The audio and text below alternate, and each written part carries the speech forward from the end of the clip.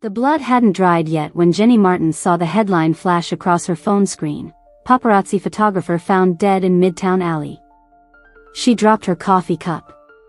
It shattered against the marble floor of her penthouse kitchen, sending ceramic shards and dark liquid spreading like a twisted mirror of the crime scene. Photo splashed across every news outlet in New York.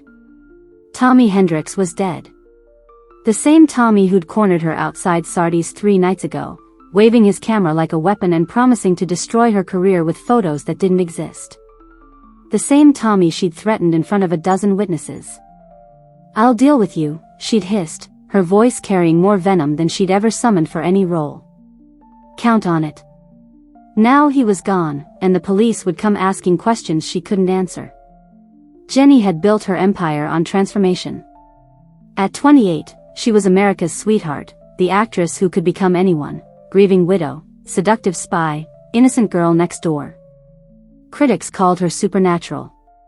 If only they knew how close to the truth they were dancing. She'd felt it for months now, the sensation of being watched. Not by fans or photographers, but by something else. Something that made her skin prickle and her pulse quicken in ways that had nothing to do with stage fright. The feeling was strongest during those 3 nights each month when the moon hung full and heavy over Manhattan's skyline. The gifts had started 6 months ago. Never anything threatening: white roses left at her dressing room door, expensive chocolates delivered to her apartment, a first edition copy of her favorite novel appearing on her nightstand though she'd changed the locks twice. No cards, no signatures, just an overwhelming scent of pine and leather that clung to everything like a territorial claim. Her publicist called it an obsessed fan. Her security team called it a stalker. Jenny called it a problem she couldn't afford, not when she was 3 weeks away from starting production on the film that would finally prove she deserved the Oscar that had slipped through her fingers twice before. She grabbed her phone, hands shaking as she scrolled through the news coverage. The details made her stomach turn. Tommy had been found at dawn by a jogger, his body crumpled behind a dumpster in an alley off 8th Avenue. The photos were gruesome: deep gashes across his throat and wrists that police attributed to a knife attack, though something about the wounds looked wrong. Too ragged. Too wild. But it was the note that made her blood freeze. "Any wolf who hunts my mate will face the alpha's justice." The reporter called it a gang signature, evidence of some new territorial war playing out in the city's shadows. Jenny knew better. She'd grown up in a small Montana town where old stories still carried weight, where her grandmother spoke in whispers about things that hunted in the dark. She recognized the language of predators. Her phone buzzed. Detective Sarah Chen, NYPD. "Miss Martins? I'm sorry to bother you so early, but we need to discuss your relationship with Tommy Hendricks." Jenny stared at her reflection in the kitchen window, seeing not America's beloved actress but a woman who'd somehow become prey in a hunt she didn't understand. Beyond the glass, Central Park stretched green and inviting in the morning sun, hiding whatever shadows had swallowed Tommy whole. "Of course, Detective. I'll be right down." She ended the call and walked to her bedroom, each step measured and precise like the movements she'd perfected for countless scenes. But this wasn't a role she could shed when the cameras stopped rolling. This was her life, and someone, something, had decided she belonged to them. In her walk-in closet, she reached for a conservative black dress, something suitable for discussing murder with the police. Her fingers brushed against the silk, and for a moment she caught that scent again: pine and leather and something wild that made her heart race. Mark Bullion had been watching her for 3 years, though she'd never seen his face. He knew her schedule better than her assistant, understood her fears better than her therapist, craved her presence with an intensity that bordered on madness. Each full moon brought waves of possessive rage that left him pacing his penthouse like a caged animal, fighting the urge to claim what he'd already decided was his. He'd meant to be subtle, patient. Werewolves who lived among humans learned control or they didn't live long. But Tommy Hendricks had crossed a line, threatening to expose and humiliate the woman who belonged to the alpha of Manhattan's hidden pack. The photographer's death had been quick, merciful compared to what Mark's wolf wanted to do. 3 slashes across the throat, 2 across the wrists, designed to look like gang violence to human investigators who wouldn't recognize the precise marks of an alpha's claws. The note had been a calculated risk, but necessary. Other supernatural predators needed to understand that Jenny Martins was under his protection. Anyone who threatened his mate would answer to him personally. From his office window 40 floors above the street, Mark watched Jenny emerge from her building and slip into the back of a black sedan. Even from this distance, he could catch traces of her scent on the morning breeze, vanilla and jasmine, and something uniquely hers that called to every instinct he possessed. She looked shaken, vulnerable in a way that made his protective instincts surge. The police would question her, might even consider her a suspect. The thought of anyone causing her additional stress made his hands curl into claws. Soon, he decided. Soon he would introduce himself properly, help her understand the new reality of her world. But first, he needed to ensure no other threats remained. Tommy Hendricks had been just one photographer among dozens who circled her like vultures. His assistant knocked and entered without waiting for permission, a privilege reserved for pack members who'd earned his absolute trust. "The police are calling it gang violence," Marcus reported, setting a tablet on Mark's desk. No supernatural markers identified. The detective assigned to the case has a reputation for closing files quickly. Mark nodded, scanning the news coverage with satisfaction. Human law enforcement would follow their predictable patterns, looking for human motivations and human suspects. They'd question Jenny, perhaps investigate her briefly, then move on to more likely perpetrators. "What about the other photographers?" he asked. "Being handled. Nothing that will raise suspicions, but they're receiving clear messages about shifting their attention elsewhere." "Good." Mark turned back to the window, tracking Jenny's sedan as it disappeared into morning traffic. "Double her security detail. She doesn't need to know about it, but I want eyes on her every moment she's outside her apartment." "Already arranged." Mark smiled, feeling the familiar surge of anticipation that accompanied the full moon's approach. In 3 days, his control would be tested again, his need for her reaching levels that bordered on dangerous. But this time would be different. This time, she would begin to understand the truth about the world she'd unknowingly entered.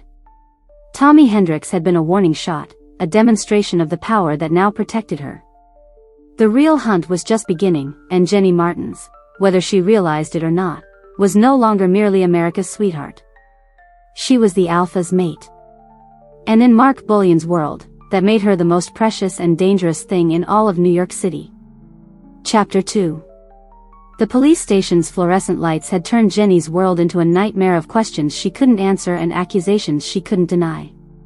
Detective Chen's voice echoed in her head as she stumbled through the revolving door onto the street. "We know you threatened him, Miss Martins. We have witnesses. We'll be in touch." 3 hours of interrogation had left her feeling stripped raw, every carefully constructed layer of her public persona peeled away until she was just a terrified woman who'd made a stupid threat at exactly the wrong time.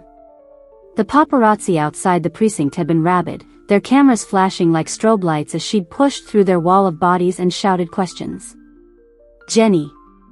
Did you kill Tommy Hendricks? How does it feel to be a murder suspect? Is this the end of your career?" Now she stood on the sidewalk at 10 o'clock at night, her black dress wrinkled, her carefully styled hair falling in defeated waves around her shoulders. Her phone had been buzzing non-stop, her agent, her publicist, her lawyer, all of them demanding immediate conferences to discuss damage control. But Jenny couldn't focus on their strategic planning when every news van in the city seemed to be parked outside her building. She needed to disappear, at least for tonight. Somewhere the cameras couldn't find her, somewhere she could think clearly about how her life had imploded in less than 12 hours. Central Park stretched before her, its dark paths offering the anonymity she craved. She'd walked these same routes 1,000 times during her years in the city, finding peace among the trees when the pressures of fame became too heavy. Tonight, the familiar trails felt like her only refuge. Her heels clicked against the pavement as she entered the park, the sound echoing off the surrounding buildings before being swallowed by the rustle of leaves overhead. The autumn air carried the scent of dying leaves and approaching winter, but underneath it all, that strange pine and leather smell that had been haunting her for months seemed stronger than ever. She'd made it perhaps half a mile into the park when the footsteps began. Not the casual pace of other late-night walkers, but the deliberate rhythm of someone following her path. Jenny's pulse quickened, every instinct screaming at her to run, but her legs felt leaden with exhaustion and fear. "Miss Martins?" The voice came from behind her, deep and smooth with a hint of an accent she couldn't place. Jenny spun around, her hand instinctively reaching for the pepper spray in her purse. The man emerging from the shadows looked like he'd stepped off a magazine cover. Tall and broad-shouldered, with dark hair that caught the moonlight and eyes that seemed to see straight through her carefully maintained composure.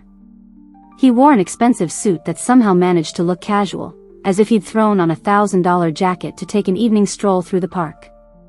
"I'm sorry to startle you," he continued, raising his hands in a gesture of peace. "I'm Mark Bullion. I've been following your career for some time." The name meant nothing to her, but something about his presence made her skin tingle with awareness.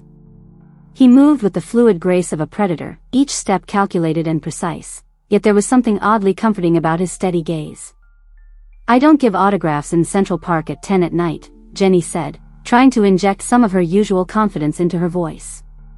"Especially not today." Mark's smile was gentle, understanding. "I'm not looking for an autograph. I saw the news coverage. I know what you're going through, and I wanted to offer my help." "Help?" Jenny laughed, but there was no humor in it. "Unless you can make the NYPD forget I ever threatened Tommy Hendricks, I don't think there's anything you can do for me." "Actually, there might be."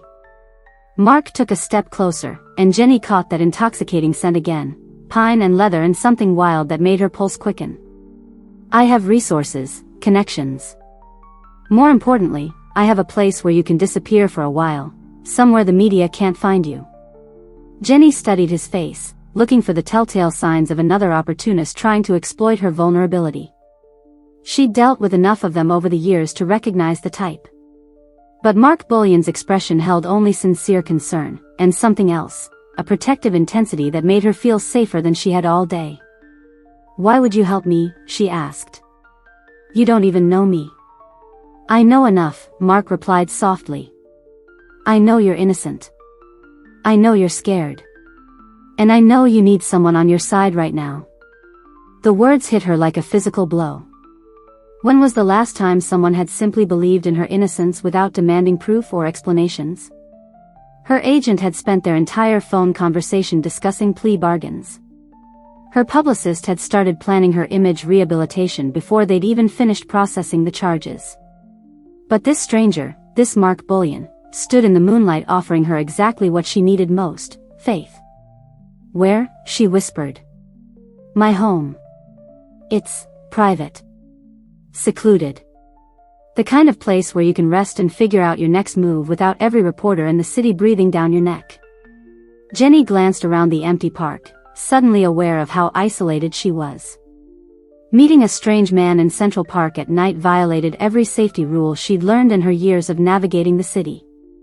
But the alternative was returning to her building, where the news vans waited like vultures, or checking into a hotel where some employee would inevitably sell her location to the highest bidder. "How do I know you're not just another predator looking to take advantage?" she asked. Mark's expression darkened for just a moment, something fierce and protective flashing in his eyes. "Because predators don't offer sanctuary, Miss Martins. They create victims.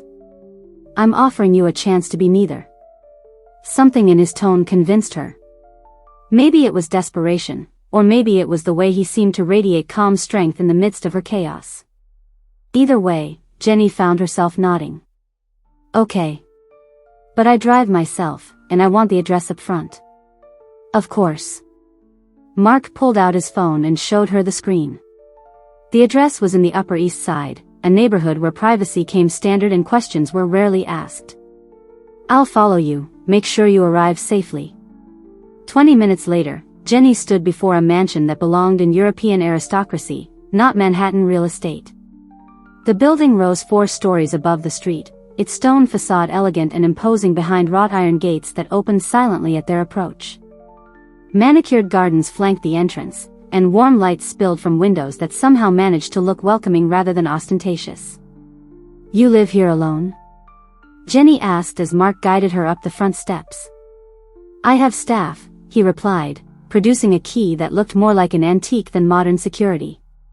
But they're discreet. Your privacy will be absolute. The front door opened before Mark could use his key, revealing a woman in her 30s with striking silver hair and eyes the color of storm clouds. She wore simple black clothing that somehow managed to look both professional and predatory. "Diana," Mark said by way of introduction. "This is Miss Martins. She'll be staying with us for a while." Diana's smile was perfect, polished, and completely devoid of warmth. "Of course. Welcome to the Bullion residence, Miss Martins. I've prepared the blue suite for you. Diana manages my household," Mark explained as they entered a foyer that could have housed Jenny's entire apartment. "She'll make sure you have everything you need." Jenny nodded, though something about Diana's steady gaze made her feel like a specimen under examination. The woman moved with predatory grace, her steps silent on the marble floor as she led them deeper into the house. The blue suite turned out to be larger than most hotel rooms, with floor-to-ceiling windows that offered views of a private garden lit by subtle landscape lighting. The furniture was antique but comfortable, and someone had thoughtfully provided a selection of books and magazines on the nightstand. "I'll leave you to get settled," Diana said, her voice carrying a slight accent that Jenny couldn't identify. "If you need anything, just press the button beside the bed. Someone will respond immediately." When Diana left, Mark lingered in the doorway, his presence somehow both comforting and unsettling. "Are you hungry? My chef can prepare something light." "I'm not sure I could eat," Jenny admitted, sinking into an armchair that probably cost more than most people's cars. "This whole day feels like a nightmare I can't wake up from." Mark entered the room and closed the door behind him, the soft click somehow final. "Tell me what happened. From the beginning." So Jenny did.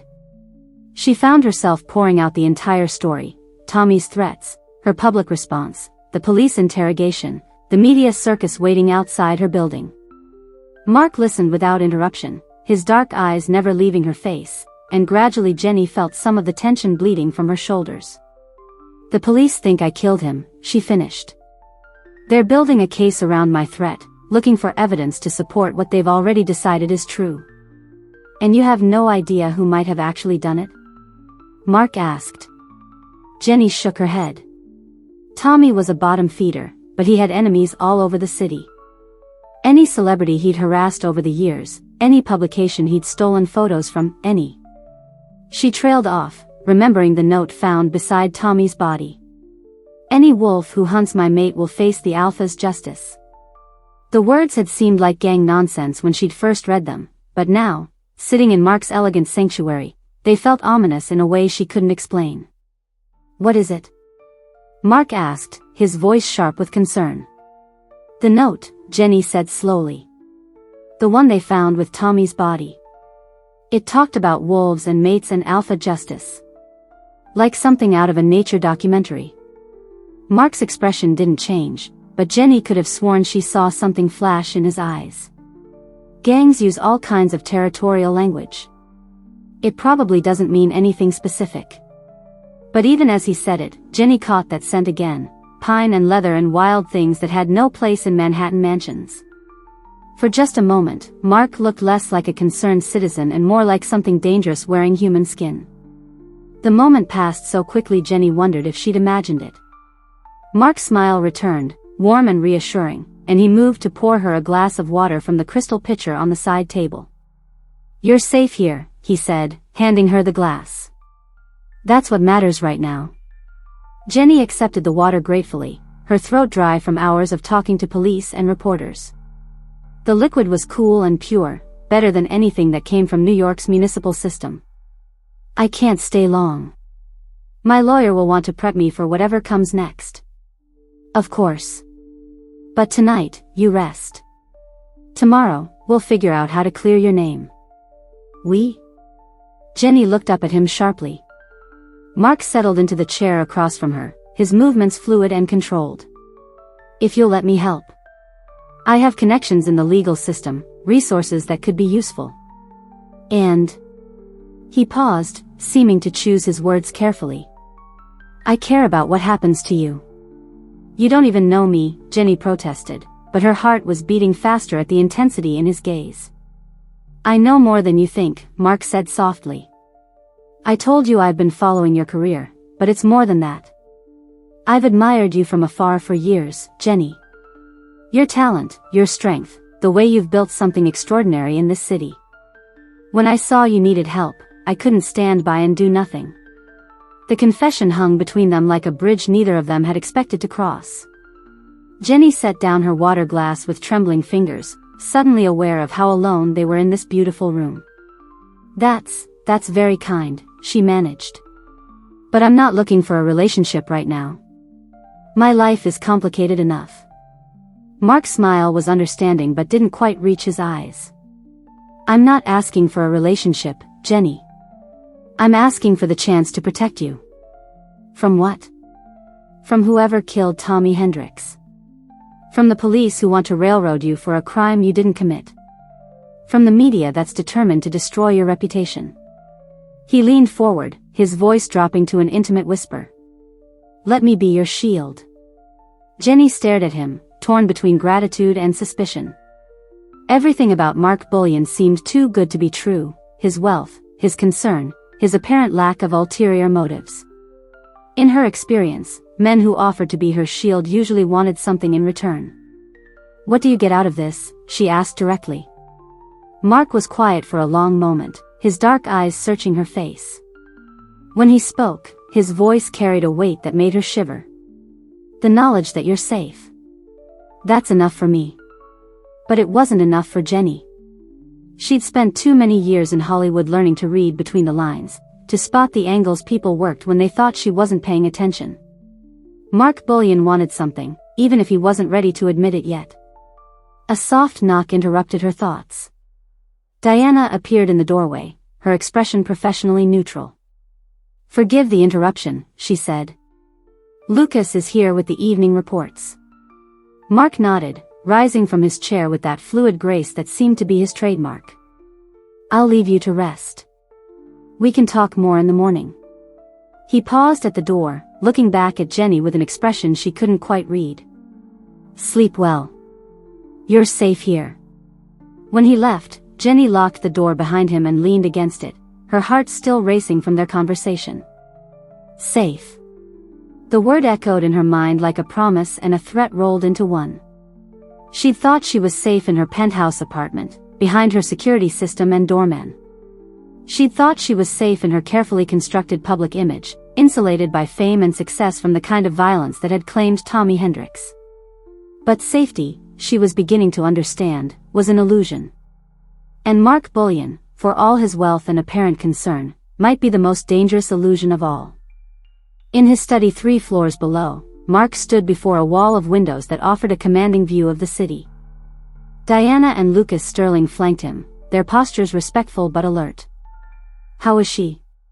Diana asked. "Shaken. Vulnerable. Perfect." Mark's voice carried a satisfaction that made both his beta wolves shift uncomfortably. The police interrogation rattled her more than she's admitting. "She's looking for a protector." "And you're happy to volunteer," Lucas said dryly. The tall blonde man had been Mark's second-in-command for over a decade, long enough to recognize the signs of an alpha's obsession reaching dangerous levels.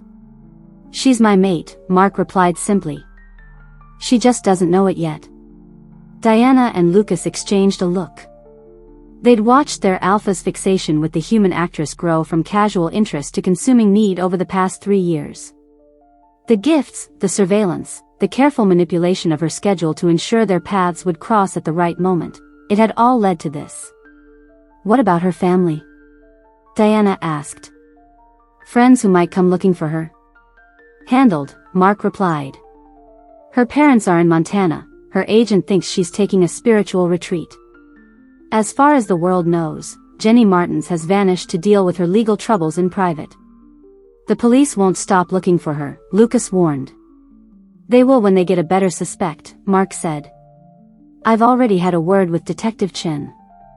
It seems they've discovered Tommy Hendricks had gambling debts with some very unsavory characters. The investigation is about to take a new direction." Both wolves nodded, understanding the implications.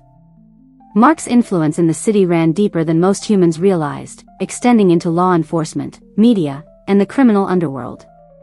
When the Alpha of Manhattan wanted something handled, it got handled. "How long do you plan to keep her here?" Diana asked. Mark turned from the window, his eyes reflecting the artificial light like an animal's. "As long as it takes. She's entered my territory willingly, accepted my protection. By werewolf law, she's already mine." "She's human," Lucas pointed out carefully. "Human law doesn't recognize territorial claims." Mark's smile was sharp, predatory. "Then we'll have to make sure she chooses to stay. Diana, I want her watched at all times. Not obviously, but I want to know her every move, every expression, every word she speaks when she thinks she's alone." "Of course, Alpha."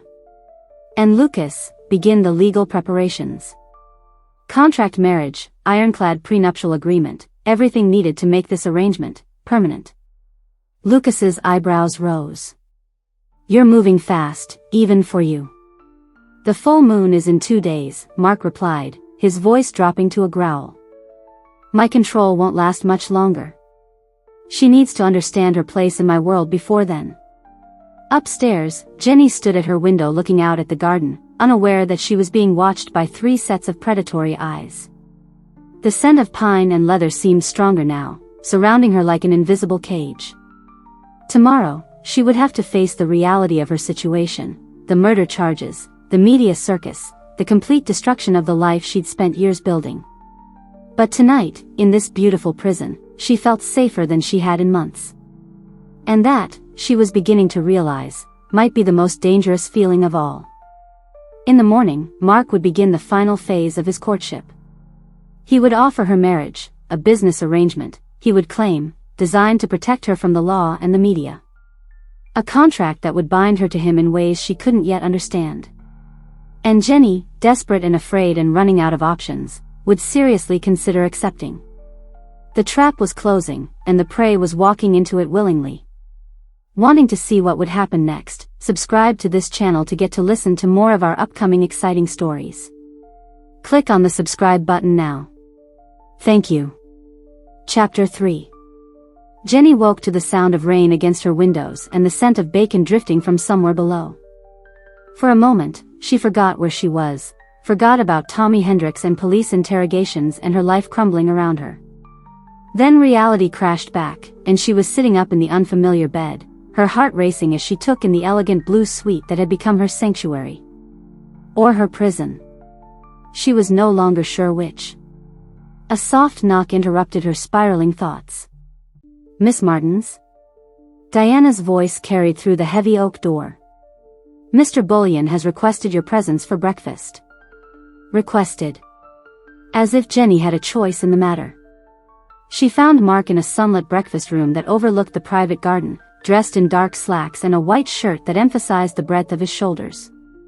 He looked up as she entered, his smile warm and welcoming, but Jenny caught something else in his dark eyes, a predatory satisfaction that made her skin crawl. "Good morning," he said, rising to pull out her chair. "I hope you slept well." "Well enough." Jenny accepted the coffee Diana poured for her, grateful for something to do with her hands. "Thank you again for letting me stay. I should probably head home today, face whatever's waiting for me." Mark's smile faltered slightly. "I'm afraid that might not be wise. The media circus outside your building has only gotten worse overnight." He produced a tablet and slid it across the table. The headlines made Jenny's stomach drop. "Jenny Martins, from America's sweetheart to cold-blooded killer." Below that, a grainy photo of her leaving the police station, her face twisted with exhaustion and fear. "It gets worse," Mark said gently. Detective Chen called in additional investigators. "They're treating this as a high-profile case now. Your apartment is under surveillance." Jenny scrolled through the articles, watching her reputation disintegrate in real time. Anonymous sources claimed she'd had previous run-ins with Tommy Hendricks. Industry insiders suggested she'd been struggling with the pressure of fame, possibly turning to drugs or alcohol. Every photo they'd chosen made her look guilty, desperate, capable of violence.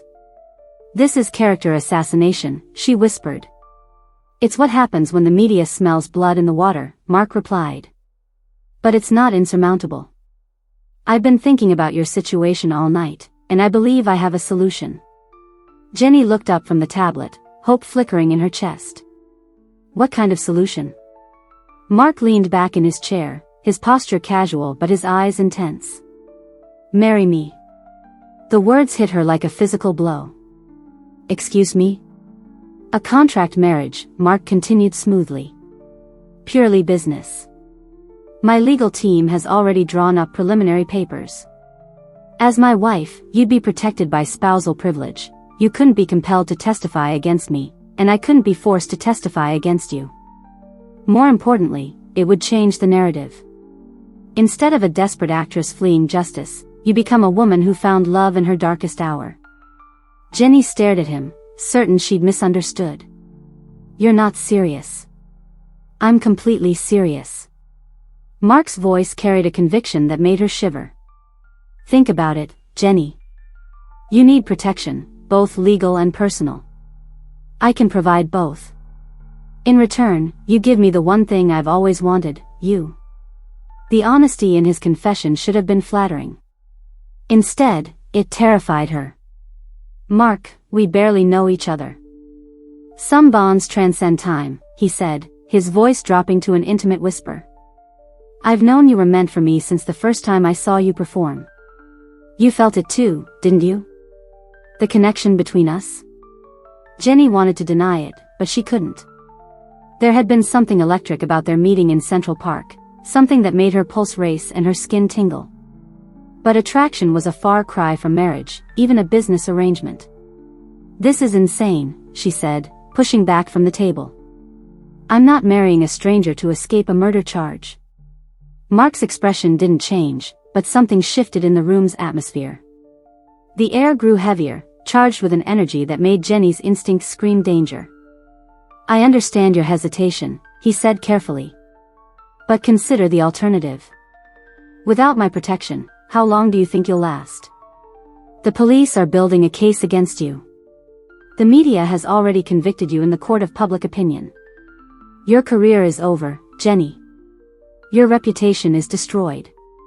What's left? I'll fight the charges, Jenny said, though her voice sounded weak even to her own ears.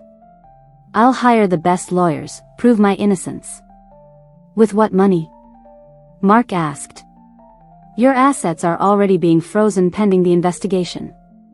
Your agent dropped you this morning, I saw the statement. Your publicist is distancing herself from the scandal. You're alone, Jenny. Completely and utterly alone.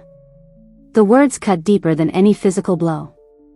Jenny had built her life on the foundation of her career, her connections, her carefully cultivated image. If all of that was gone. Except you're not alone, Mark continued, rising from his chair with that fluid grace that seemed to be his trademark. I'm here.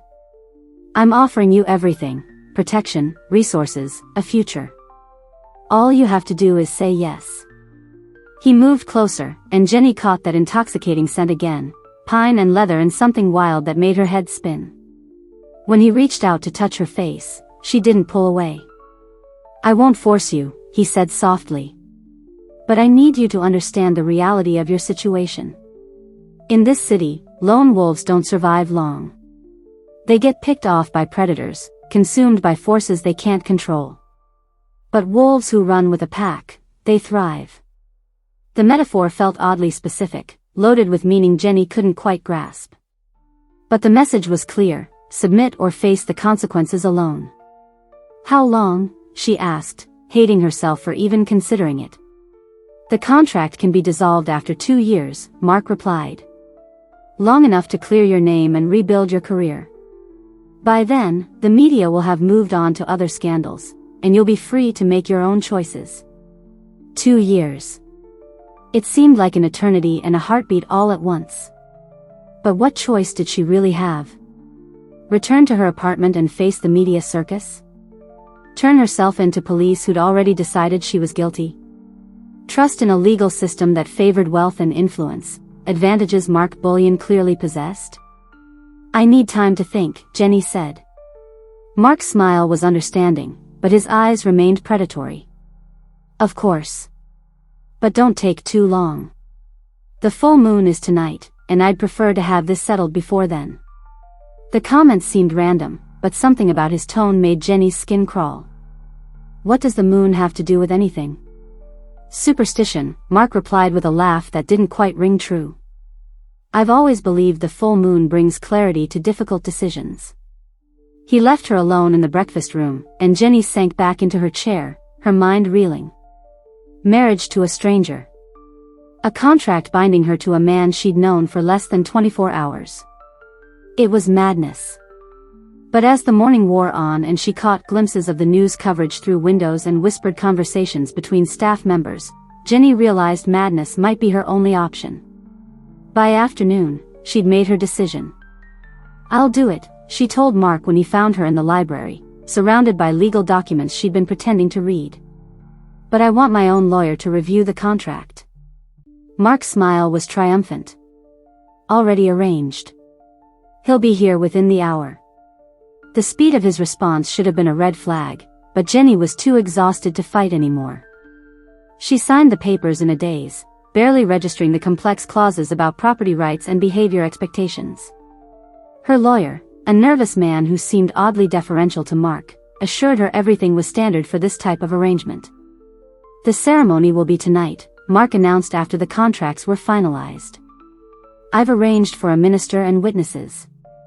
Nothing elaborate, just a simple exchange of vows. Tonight? Jenny's pulse quickened.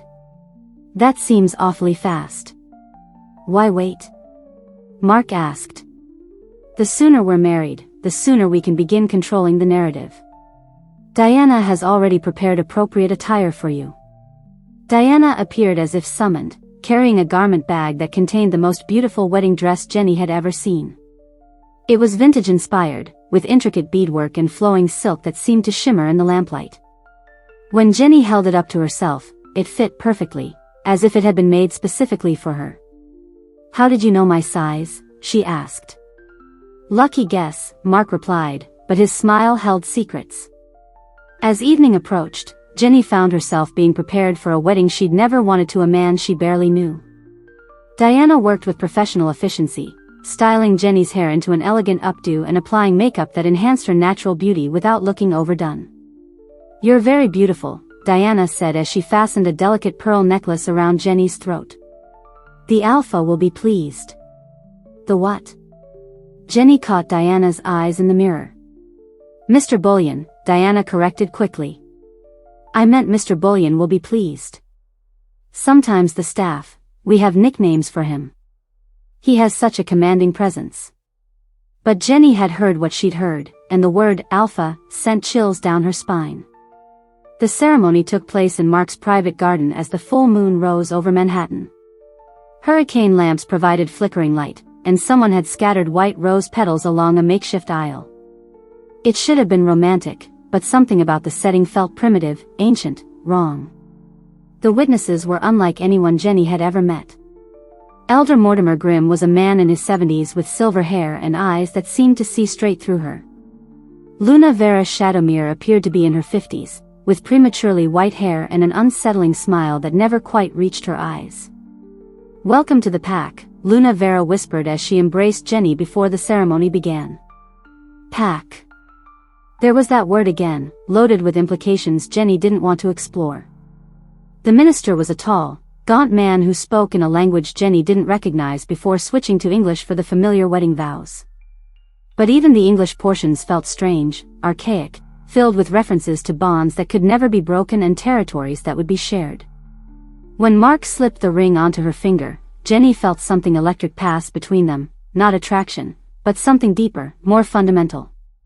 For a moment, the world seemed to shift around her, and she could have sworn she smelled pine forests and heard the distant howl of wind through ancient trees. You may kiss your bride, the minister intoned.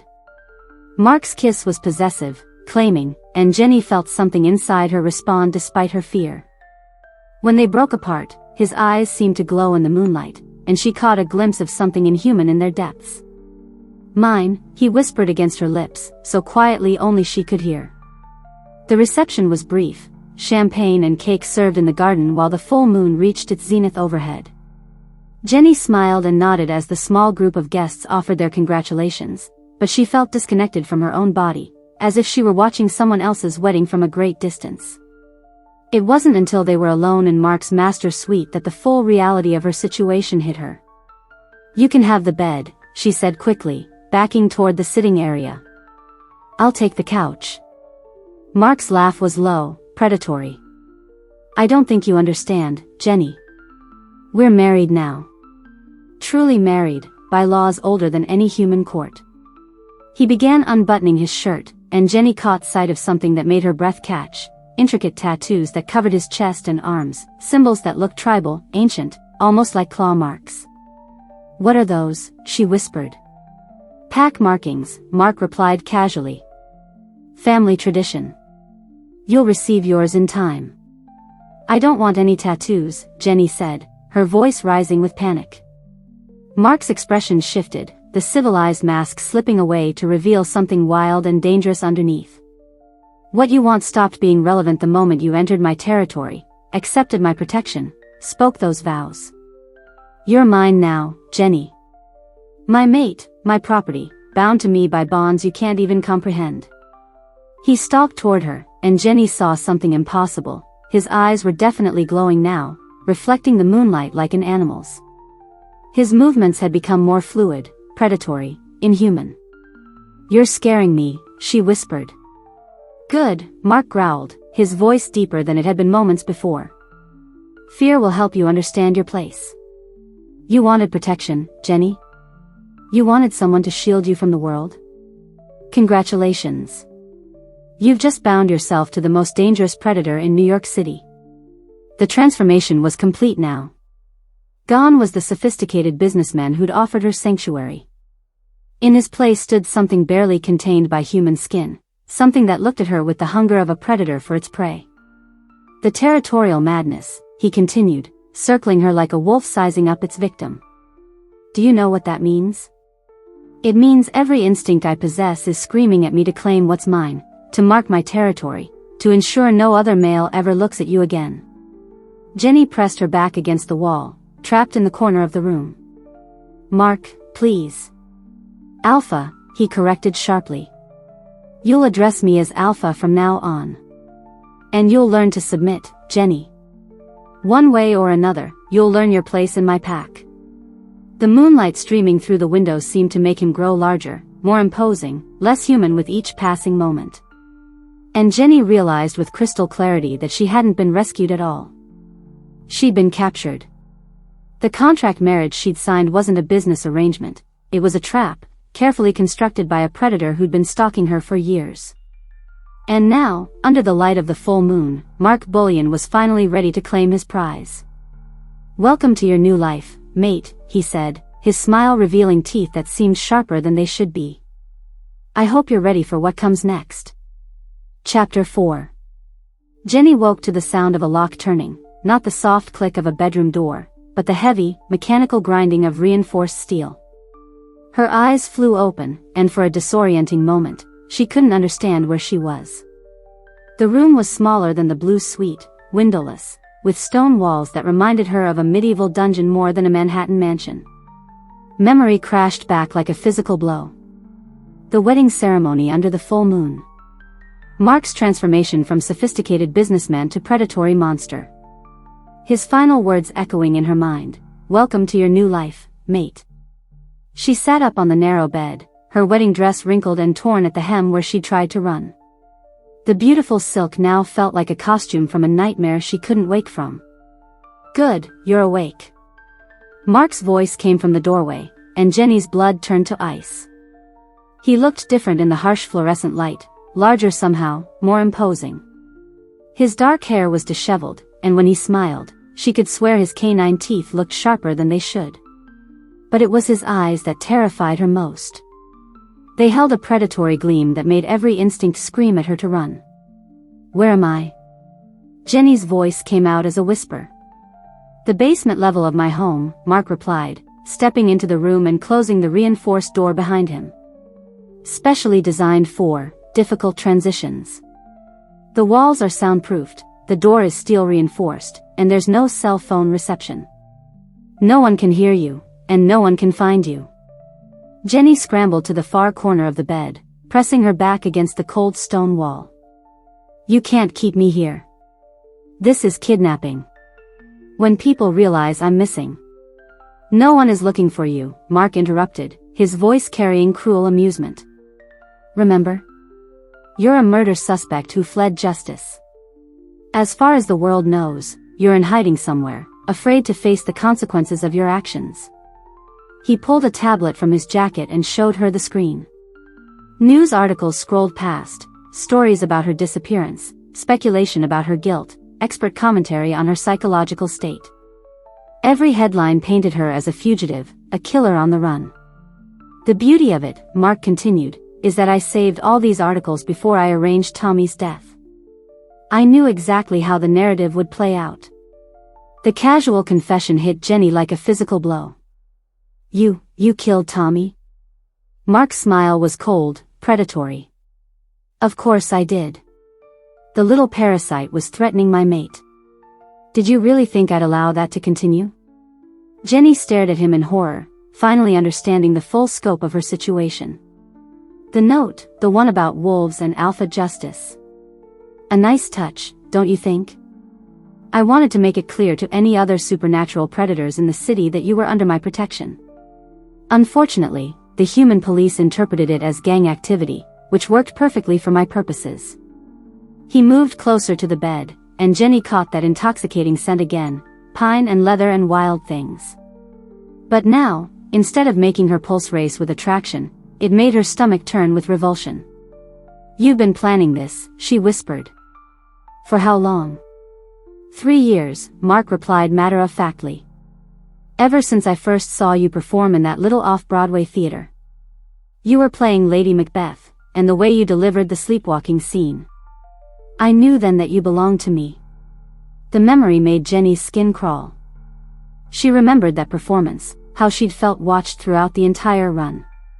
She'd attributed it to stage nerves, never imagining that something truly predatory had been stalking her from the shadows.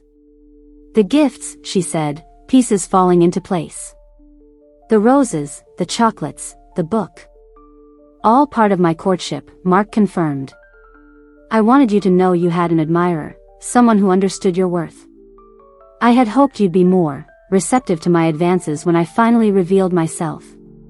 Courtship? Jenny's voice rose with hysteria. You call stalking and murder courtship? Mark's expression darkened, and for a moment, Jenny saw something inhuman flicker across his features. You'll learn to watch your tone when speaking to me. I am an alpha, and you are my mate. That relationship comes with certain expectations. He sat on the edge of the bed, and Jenny tried to press herself further into the corner, but there was nowhere to go. When he reached out to touch her face, she flinched away. Don't, she whispered. Mark's hand froze, then curled into a fist. Don't what? Don't touch what belongs to me? Don't claim what I've spent years hunting? His voice was changing, deepening, becoming less human with each word. Do you have any idea what it's been like, Jenny? Watching you from afar, knowing you were mine but unable to claim you? The territorial madness that comes with an unmated alpha's obsession? He stood abruptly, beginning to pace the small room like a caged animal. Every man who looked at you, every co-star who touched you during love scenes, every photographer who captured your image, my instinct screamed at me to eliminate them all. Do you know how much control it took to wait, to plan, to do this properly? Jenny watched him pace, noting the predatory grace of his movements, the way his hands flexed as if fighting the urge to transform into claws. You're insane. Mark stopped pacing and turned to look at her, his eyes definitely glowing now in the fluorescent light. Insane? No, Jenny. I'm a predator who's finally claimed his prey. There's nothing insane about following one's nature. He moved to a chair in the corner, the only other furniture in the room, and settled into it with fluid grace. Let me tell you about nature, my dear wife. Let me tell you about what it means to be claimed by an alpha werewolf. The word hung in the air between them like a bridge Jenny hadn't wanted to cross. Werewolf. She'd suspected, but hearing it confirmed made her stomach drop. You're... She started, but couldn't finish the sentence. A monster? Mark supplied helpfully. A creature from fairy tales and horror movies? Yes, I suppose I am. But I'm also the most powerful predator in this city, and you've just become my mate. He leaned forward, his intense gaze never leaving her face. The mating bond we sealed last night isn't just a human legal contract, Jenny. It's an ancient supernatural binding that ties your life to mine.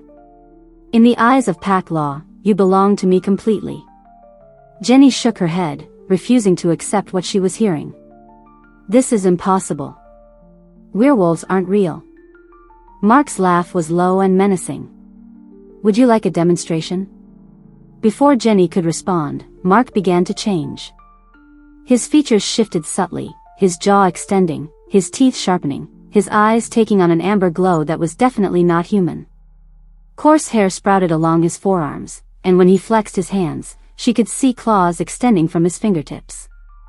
The transformation was partial, controlled, but terrifying enough to make Jenny press herself against the wall so hard she thought she might push through the stone. This is just a taste, Mark said, his voice now a growl that rumbled through the small room. Under the full moon, the change is complete. I become something that could tear you apart without effort. He allowed his features to return to human normal, but the predatory gleam in his eyes remained. Now do you understand the reality of your situation? Jenny couldn't speak, couldn't think beyond the primitive terror flooding her system. Everything she thought she knew about the world had just been shattered. You're not my first mate, Mark continued conversationally, as if he hadn't just revealed himself to be a literal monster. There were 3 others before you. Isabella Nightshade, Rosalie Moonfeather, and Catherine Silverpaw. The names sounded exotic, otherworldly. Where are they now? Jenny managed to whisper. Mark's smile was cold. Dead. All 3 of them are dead. The casual way he said it made Jenny's blood freeze. You killed them? They left me no choice, Mark replied with a shrug. Isabella tried to escape back to her pack in Montana. Rosalie attempted to break the mating bond through some ridiculous ritual magic. Catherine actually made it as far as the Canadian border before I caught her.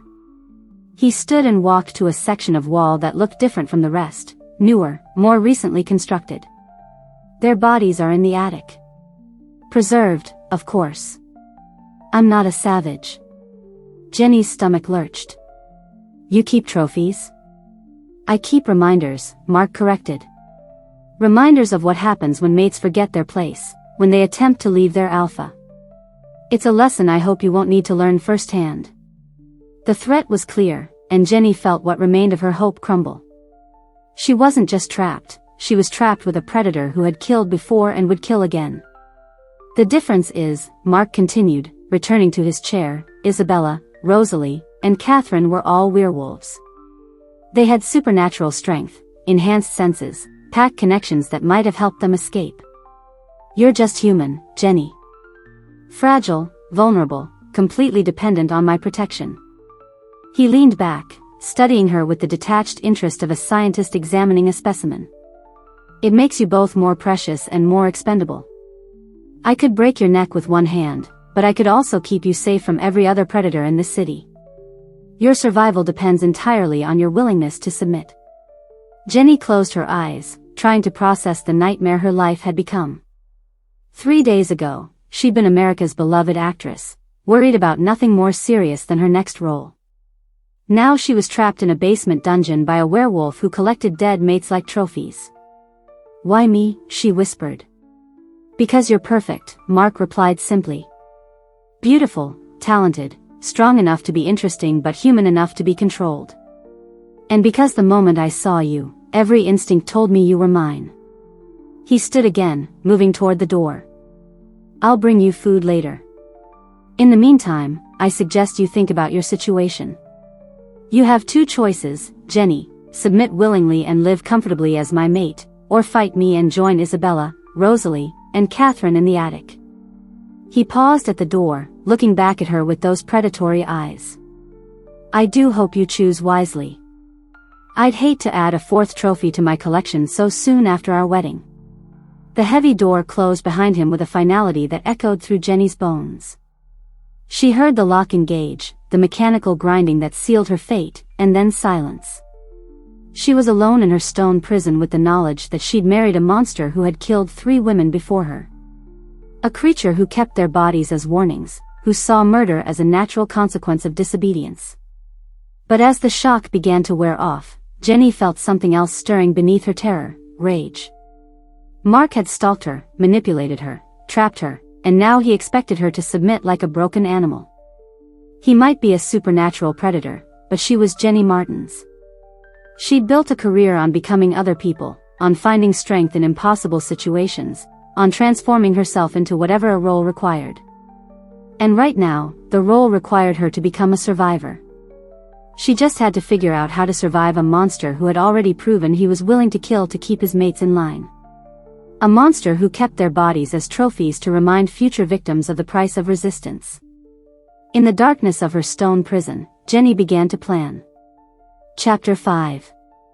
3 days had passed since Mark's revelation, 3 days of meals pushed through a slot in the door and silence broken only by the distant sounds of the mansion above. Jenny had explored every inch of her stone prison, searching for weaknesses, escape routes, anything that might give her hope. She'd found nothing but solid walls and the growing certainty that Mark had designed this room to be inescapable. She was sitting on the narrow bed, staring at the reinforced door, when she heard footsteps in the corridor outside. Not Mark's confident stride, but something lighter, more hesitant.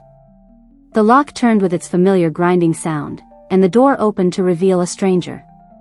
The man in the doorway was younger than Mark, perhaps in his late 20s, with sandy brown hair and kind eyes the color of warm honey. He was tall and lean, dressed casually in jeans and a simple button-down shirt that emphasized his athletic build. But it was his expression that caught Jenny's attention, a mixture of curiosity and growing horror as he took in her surroundings. "Jesus Christ, Mark," the stranger muttered under his breath, then seemed to remember Jenny was there. "I'm sorry, I'm Benny. Benny Bullion. Mark's cousin." Jenny pressed herself against the wall, uncertain whether this new arrival meant salvation or fresh danger. "Are you here too?" She couldn't finish the sentence, couldn't voice her fears about what Mark might have planned. "No," Benny said quickly, his voice gentle but firm. "I'm not here to hurt you. Mark asked me to meet his new wife. I had no idea." He gestured at the stone walls, the reinforced door, the prison-like conditions. "This isn't what he told me." Something in his tone made Jenny believe him. Where Mark's presence felt predatory and dangerous, Benny radiated a calm strength that made her want to trust him. But she'd been fooled before. "What did he tell you?" she asked carefully. Benny ran a hand through his hair, his expression troubled.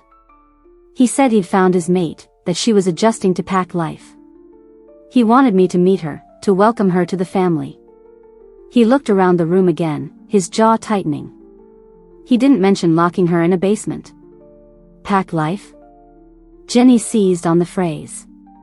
"You're one of them?" She couldn't bring herself to say the word. "A werewolf," Benny confirmed quietly. "But not like Mark. We may share blood, but we don't share his methods." He stepped fully into the room, and Jenny caught a scent that was similar to Mark's but warmer somehow, pine and leather, but also something clean and comforting that reminded her of summer rain. Unlike Mark's overwhelming presence, Benny's scent made her feel calmer rather than trapped. "How long have you been down here?" he asked. 3 days. Since the wedding." Jenny watched his face carefully, looking for signs of deception or hidden agenda. "He told me about the others. Isabella, Rosalie, Catherine. He said he killed them when they tried to escape." Benny's expression darkened. "I was afraid of that. They'd been missing for months, and Mark claimed they'd returned to their home packs. But I suspected." He trailed off, then met her eyes directly. "I'm sorry. I should have questioned his story more thoroughly." "You knew them?" "Isabella was my friend," Benny said quietly. "We grew up together in the pack. She was kind, gentle, nothing like the rebellious mate Mark described. When she disappeared, I wanted to investigate, but Mark forbade it. Said it would interfere with pack dynamics. Jenny felt a chill of recognition. He keeps their bodies in the attic. As trophies. Benny's face went pale, and for a moment, something dangerous flickered in his honey-colored eyes. That sick bastard, he whispered. Isabella deserved better than that. They all did. Are you going to help me? Jenny asked, hope and desperation warring in her voice. Benny was quiet for a long moment, staring at the stone floor. When he looked up, his expression was resolute. Yes. But it won't be easy. Mark is the alpha of this territory. Challenging him directly would mean death for both of us. Then what do you suggest? I need time to think, to plan. Mark is leaving tomorrow for a business trip to Chicago, expanding his territory, he says. He'll be gone for a week. That gives us time to figure out an escape route. Jenny's heart leaped. A week without Mark's oppressive presence, a week to plan and prepare. Will you be able to visit me while he's gone? I'll find a way, Benny promised. Diana and Lucas follow Mark's orders, but they're not cruel. I can convince them to let me check on you, bring you books or other comforts.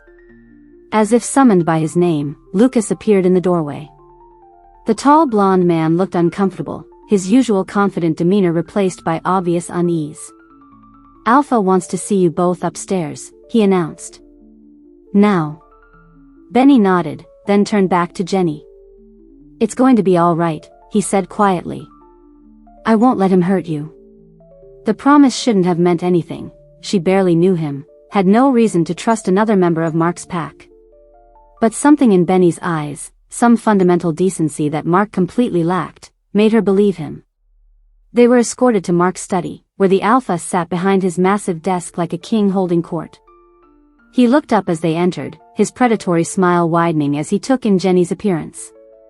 Ah, my beautiful wife, he said, rising to circle the desk. I hope you've been thinking about our conversation. Jenny said nothing, but Mark seemed to take her silence as submission. He turned to Benny, his expression smug and triumphant. Well, cousin? What do you think of my mate? Benny's jaw was tight, but his voice remained carefully neutral. She's very beautiful, Mark.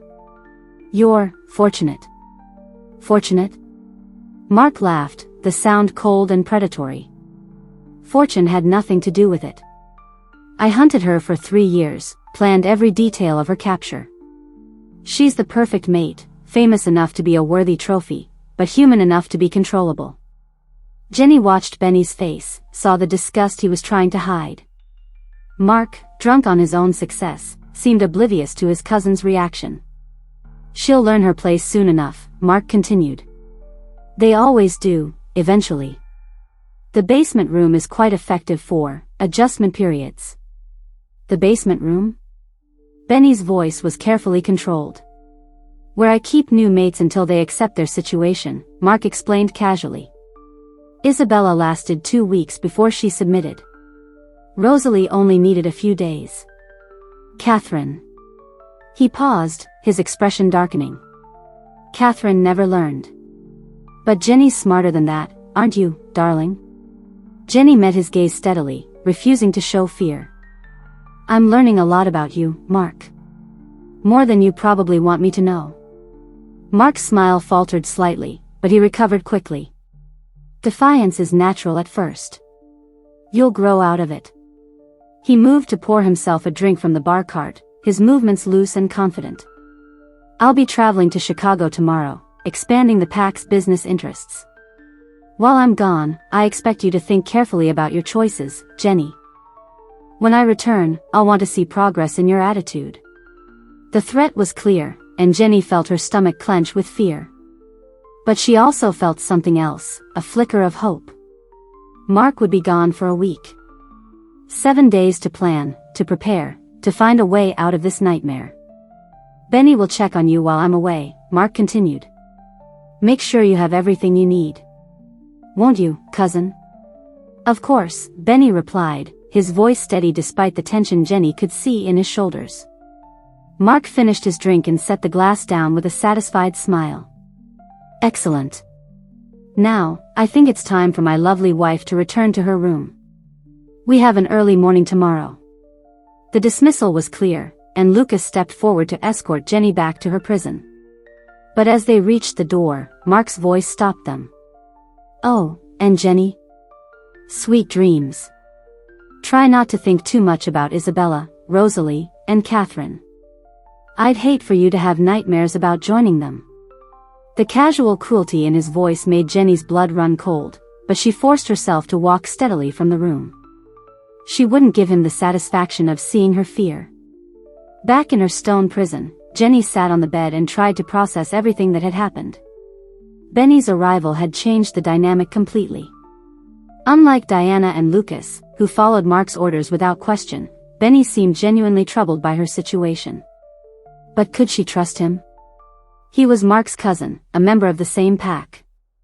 For all she knew, this could be another manipulation, another way for Mark to break down her resistance. Yet something about Benny felt different. His scent, his manner, the way he'd looked at her, not with Mark's possessive hunger, but with something that felt almost like recognition. The next morning, Jenny heard the sounds of departure, cars starting, doors slamming, Mark's voice giving final instructions to his staff. Then silence settled over the mansion like a heavy blanket. She waited, counting the hours by the meals delivered through her door slot. It wasn't until evening that she heard familiar footsteps in the corridor. The lock turned, and Benny appeared in the doorway, carrying a tray of food that smelled infinitely better than the simple meals she'd been receiving. I thought you might be hungry, he said, setting the tray on the small table in the corner.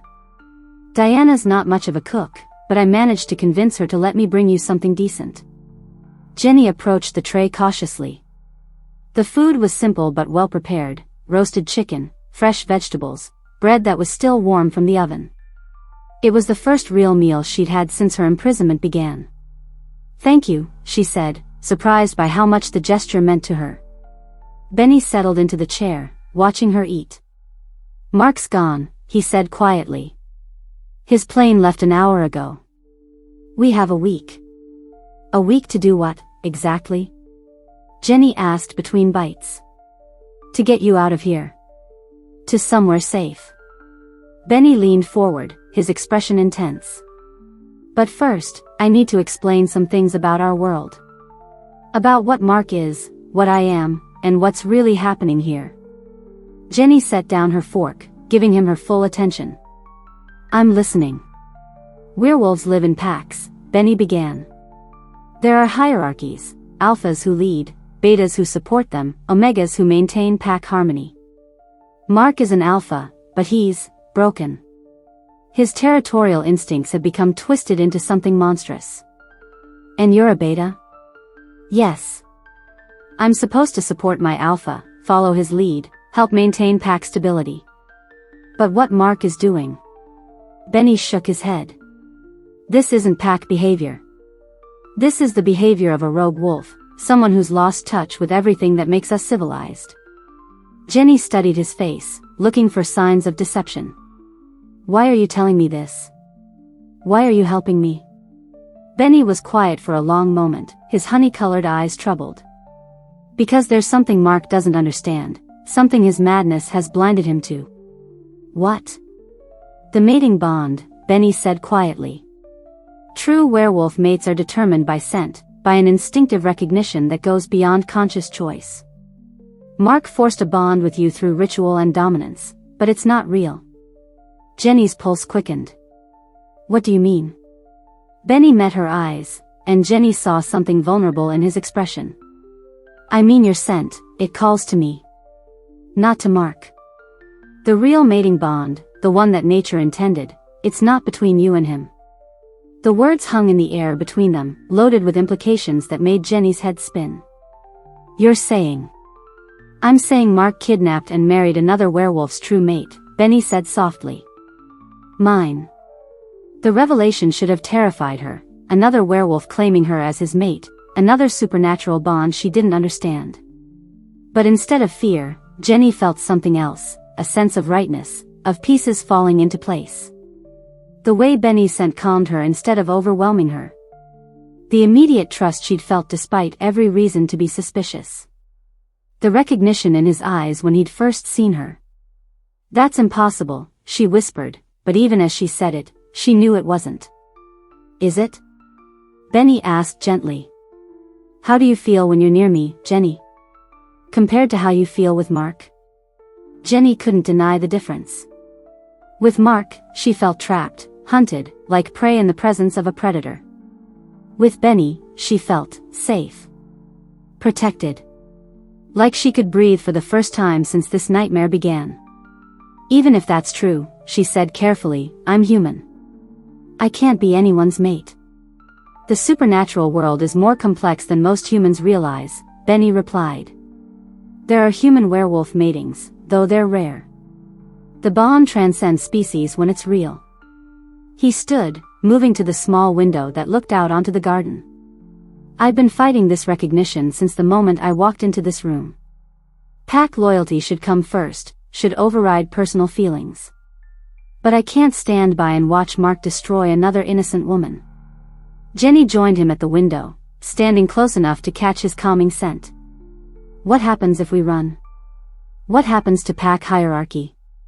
"I become a rogue," Benny said simply. "Cut off from pack support, hunted by Mark and his followers. It's not a decision I make lightly." "Then why make it at all?" Benny turned to look at her, his honey-colored eyes serious. "Because some things are more important than pack loyalty. Because Isabella, Rosalie, and Catherine deserved someone to fight for them, and they didn't get it. Because you deserve a choice in your own life." He reached out, his fingers barely brushing her cheek. "And because I've been looking for you my whole life, even when I didn't know what I was looking for." Jenny closed her eyes, leaning into his touch. For the first time since this nightmare began, she felt like she could trust someone completely. Not because she had to, not because she was trapped and desperate, but because everything in her recognized him as safe. "What do we do?" she asked. "We plan," Benny said, his voice gaining strength and determination. "We find a way to get you out of here before Mark returns. And then we disappear, start over somewhere he can't find us." "Is that possible?" "It won't be easy," Benny admitted. "Mark has resources, connections, other pack members who'll hunt us. But I know places we can go, people who'll help us.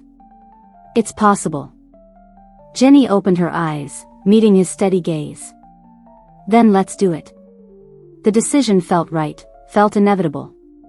She'd married one werewolf under false pretenses, been claimed by a monster who collected dead mates like trophies. But this felt like choice. Like hope. Like the beginning of something real, instead of the end of everything she'd ever been. "We'll start tomorrow," Benny promised. "I'll bring maps, supplies, everything we'll need. By the time Mark returns, we'll be gone." As he prepared to leave, Jenny caught his hand. "Benny? What if he catches us?" Benny's expression grew serious. "Then we fight. Together. And whatever happens, you won't face it alone." The promise settled into her bones like a vow, like the beginning of a bond that had nothing to do with supernatural compulsion and everything to do with choice, trust, and the kind of love that was worth risking everything to protect. Wanting to see what would happen next, subscribe to this channel to get to listen to more of our upcoming exciting stories. Click on the subscribe button now. Thank you. Chapter 6. The new moon hung invisible in the star-scattered sky, a dark blessing that Jenny had learned to appreciate in ways she never would have imagined a week ago. Benny had explained it carefully. During the new moon, an alpha's supernatural strength waned to its weakest point. It was their best chance, perhaps their only chance. Jenny pressed herself against the cold stone wall of her prison, listening to the sounds of the mansion settling into its midnight quiet. 6 days had passed since Mark's departure. 6 days of careful planning, of maps drawn on scraps of paper and quickly hidden, of supplies smuggled in with meals and conversations that sounded casual but carried the weight of life and death. The lock turned with its familiar grinding sound, but this time it meant freedom instead of another visit. Benny slipped inside, his movements fluid and silent in the darkness. He was dressed entirely in black, jeans, sweater, boots that would make no sound on forest floors. His honey-colored eyes found hers immediately, and she saw the same mixture of determination and fear that had been building in her own chest. "Are you ready?" he whispered. Jenny nodded, pulling on the dark jacket he'd brought her 2 days ago. Her heart hammered against her ribs, but beneath the terror was something she hadn't felt in weeks: hope. Real, tangible hope that this nightmare might actually end.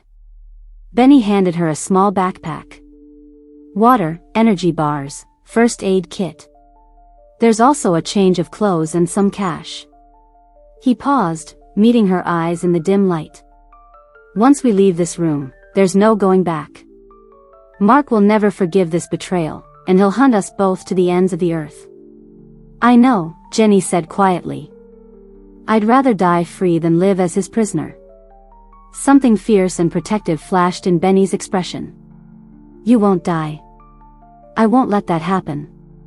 The promise settled into her bones like a vow, just as it had every night this week when he'd visited her.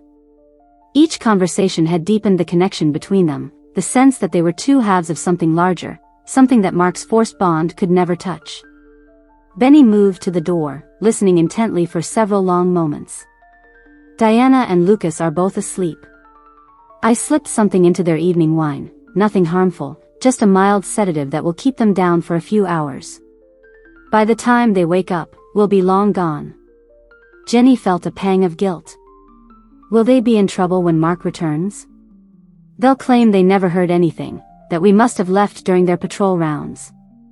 Mark will suspect, but he won't be able to prove negligence. Benny's jaw tightened. Besides, they've enabled his cruelty for too long. A little inconvenience is the least they deserve.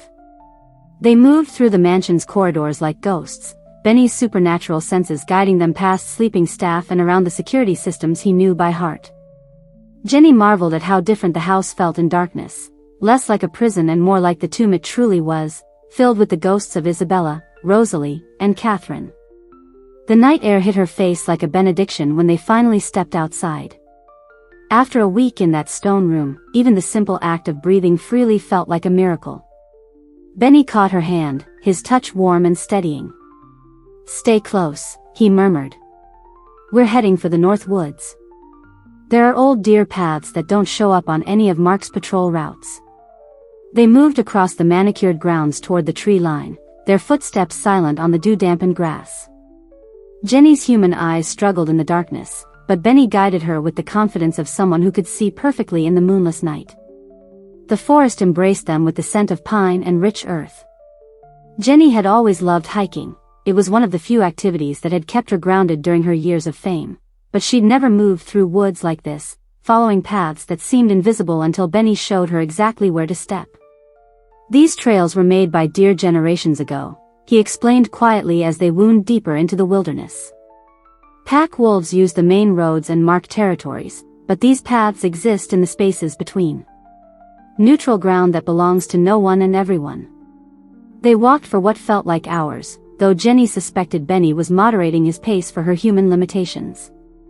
Her legs ached and her lungs burned, but she pushed forward, driven by the knowledge that every step took her further from Mark's influence.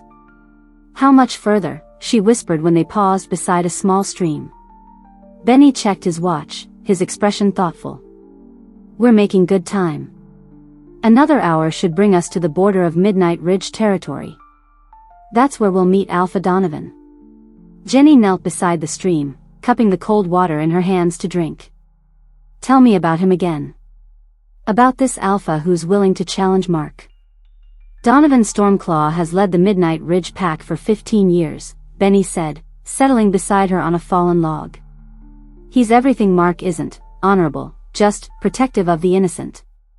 His territory borders Mark's, and there's been tension between them for years over Mark's methods." "Has he dealt with situations like this before?" "Not exactly like this," Benny admitted. "Forced matings are rare, and most disputes are handled within pack structures. But pack law allows for challenges when there's evidence of abuse, especially involving non-werewolf victims.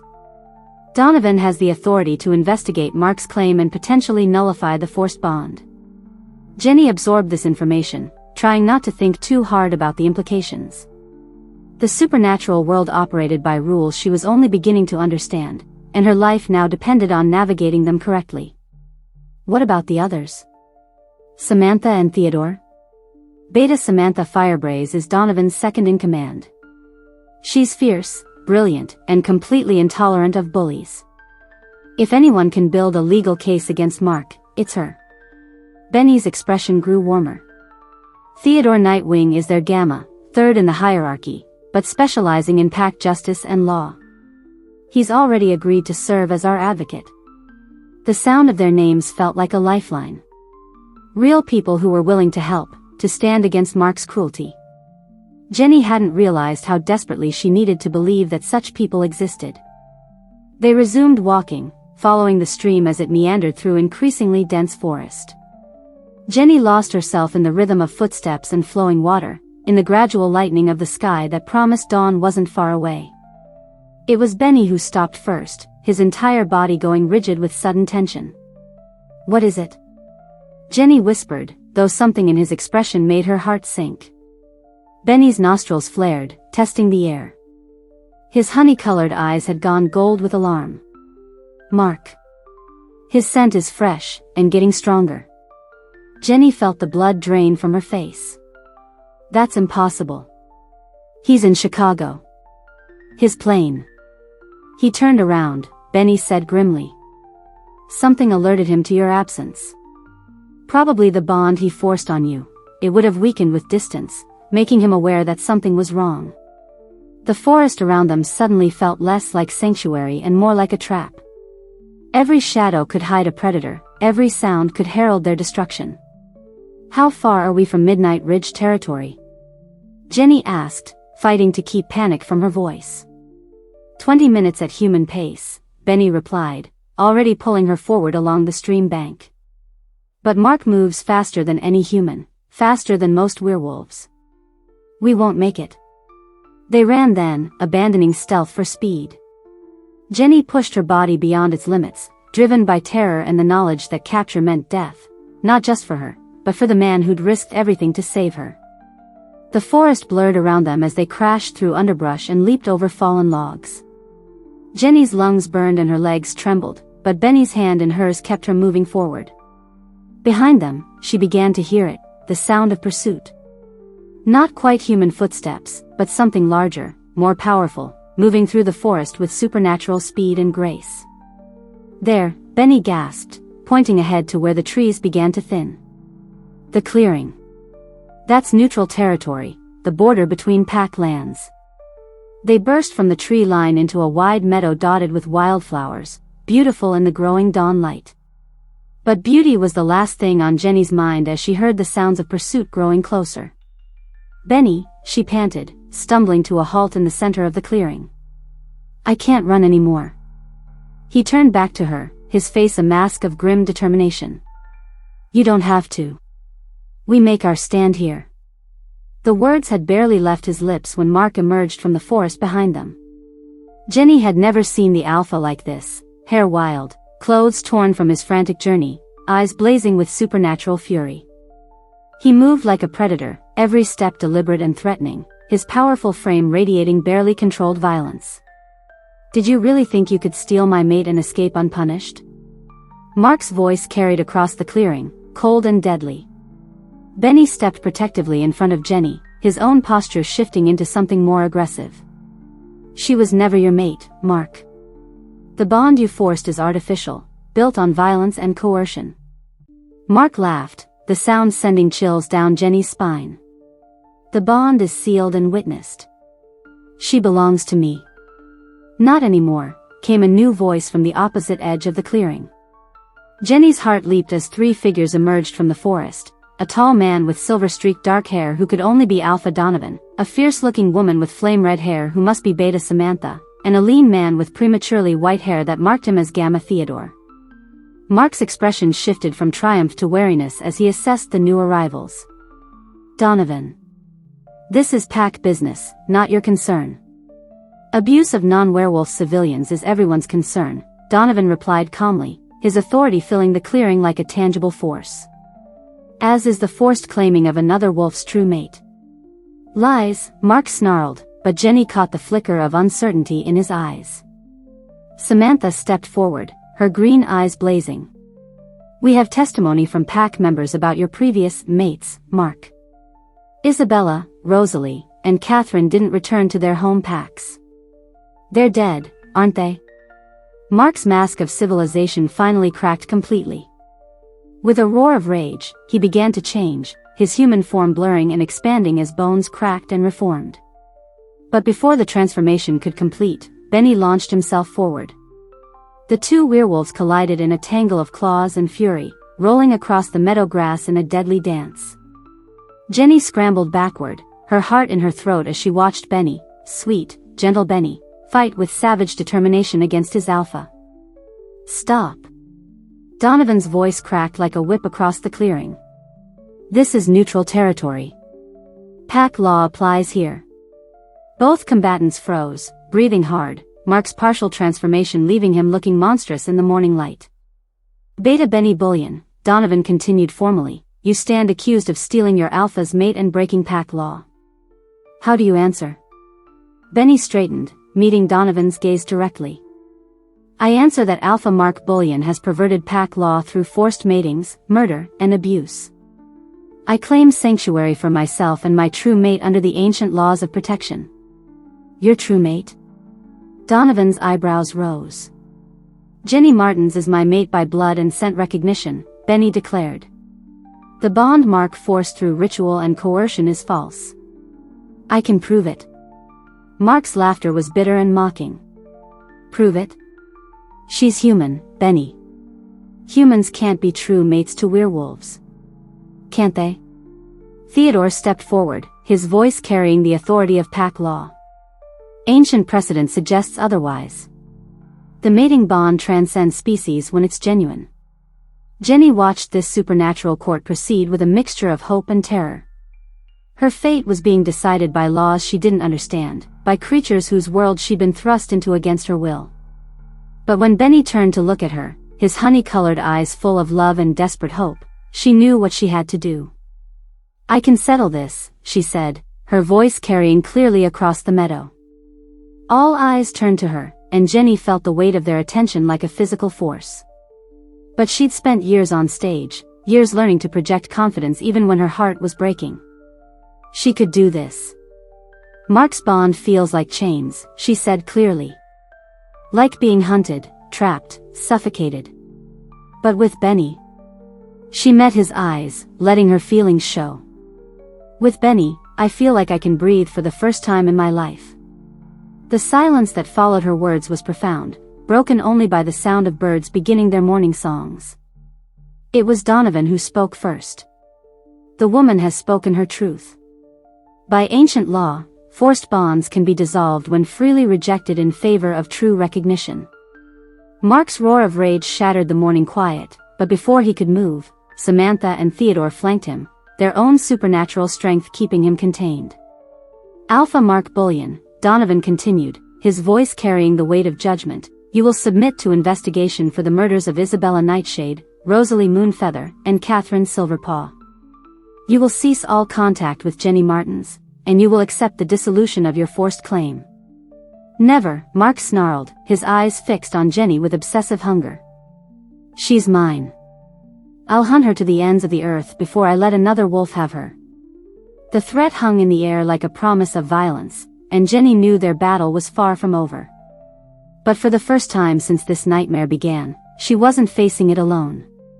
Benny moved to her side, his hand finding hers with perfect naturalness. The touch sent warmth through her entire body, a sense of rightness that no forced bond could ever replicate. Then you'll have to go through me, Benny said quietly, his voice carrying steel beneath the gentleness. Mark's smile was cold and predatory. That can be arranged. The sun crested the horizon, painting the meadow in gold and crimson, and Jenny realized their real fight was just beginning. Chapter 7. The abandoned warehouse squatted like a wounded beast on the outskirts of the industrial district, its broken windows staring blindly into the gray morning.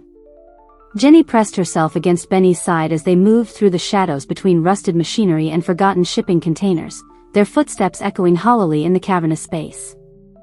3 hours had passed since the confrontation in the meadow. 3 hours of running through back alleys and forgotten paths while Donovan and his pack tried to contain Mark's fury. But territorial madness was a terrible thing in an alpha, and Mark had broken free with the single-minded determination of a predator who would accept nothing less than his prey. "This place used to be neutral ground," Benny whispered, his honey-colored eyes scanning the shadows for threats. "Back when the pack still tried to negotiate instead of simply enforcing boundaries through violence. My grandfather told me stories about the meetings held here." Jenny could almost see it, werewolves in human form gathering around long tables, trying to solve their differences through words instead of claws. Now it was nothing but rust and decay, a monument to failed diplomacy. "How did he find us so quickly?" she asked, though part of her already knew the answer. "The forced bond," Benny replied grimly. "Even dissolved by pack law, it leaves traces. Psychic sense that an obsessed alpha can follow." He touched her cheek gently. "I'm sorry. I should have anticipated this. You couldn't have known." Jenny caught his hand, holding it against her face. "Besides, I'd rather face him with you than spend another day in that stone room." The sound of slow, deliberate clapping echoed through the warehouse, and they both froze. Mark stepped from behind a massive concrete pillar, his appearance even more disheveled than it had been in the meadow. His expensive suit was torn and stained, his dark hair wild, his eyes blazing with a madness that made Jenny's blood run cold. "How touching," Mark said, his voice carrying easily through the empty space. The beta and his stolen mate, making their final stand in the ruins of pack civilization. Benny moved protectively in front of Jenny, his body tense and ready for action. "Mark, this doesn't have to end in violence. Donovan's ruling stands, Jenny is free of your claim." Mark's laughter was harsh and bitter. "Donovan's ruling means nothing. He has no authority over me or my territory. You've both committed treason against pack law, and the penalty is death." "Your pack law," Benny corrected. "Not the true laws that govern our kind. I am the law." Mark roared, his voice echoing off the concrete walls. "I am the alpha, and what I say becomes reality. That's how it's always been, how it always will be." Jenny watched in horrified fascination as Mark began to pace back and forth, his movements predatory and restless. The territorial madness had consumed him completely, leaving behind something that was barely recognizable as the man who had once courted her with flowers and charm. "You know what the beautiful irony is?" Mark continued, his tone conversational despite the madness in his eyes. "I'm going to tell you everything before I kill you. Every detail of how perfectly I planned this, how completely I've won." Behind her back, Jenny felt Benny's hand moving carefully toward his jacket pocket. She shifted slightly to give him cover, keeping her eyes fixed on Mark's face. "Tommy Hendricks was so easy to eliminate," Mark said with obvious pride. "That pathetic excuse for a human thought he could threaten my mate with his little blackmail scheme. I followed him to that alley, used my claws to open his throat, and left him bleeding in the garbage where he belonged." Jenny's stomach clenched with nausea, but she forced herself to remain still.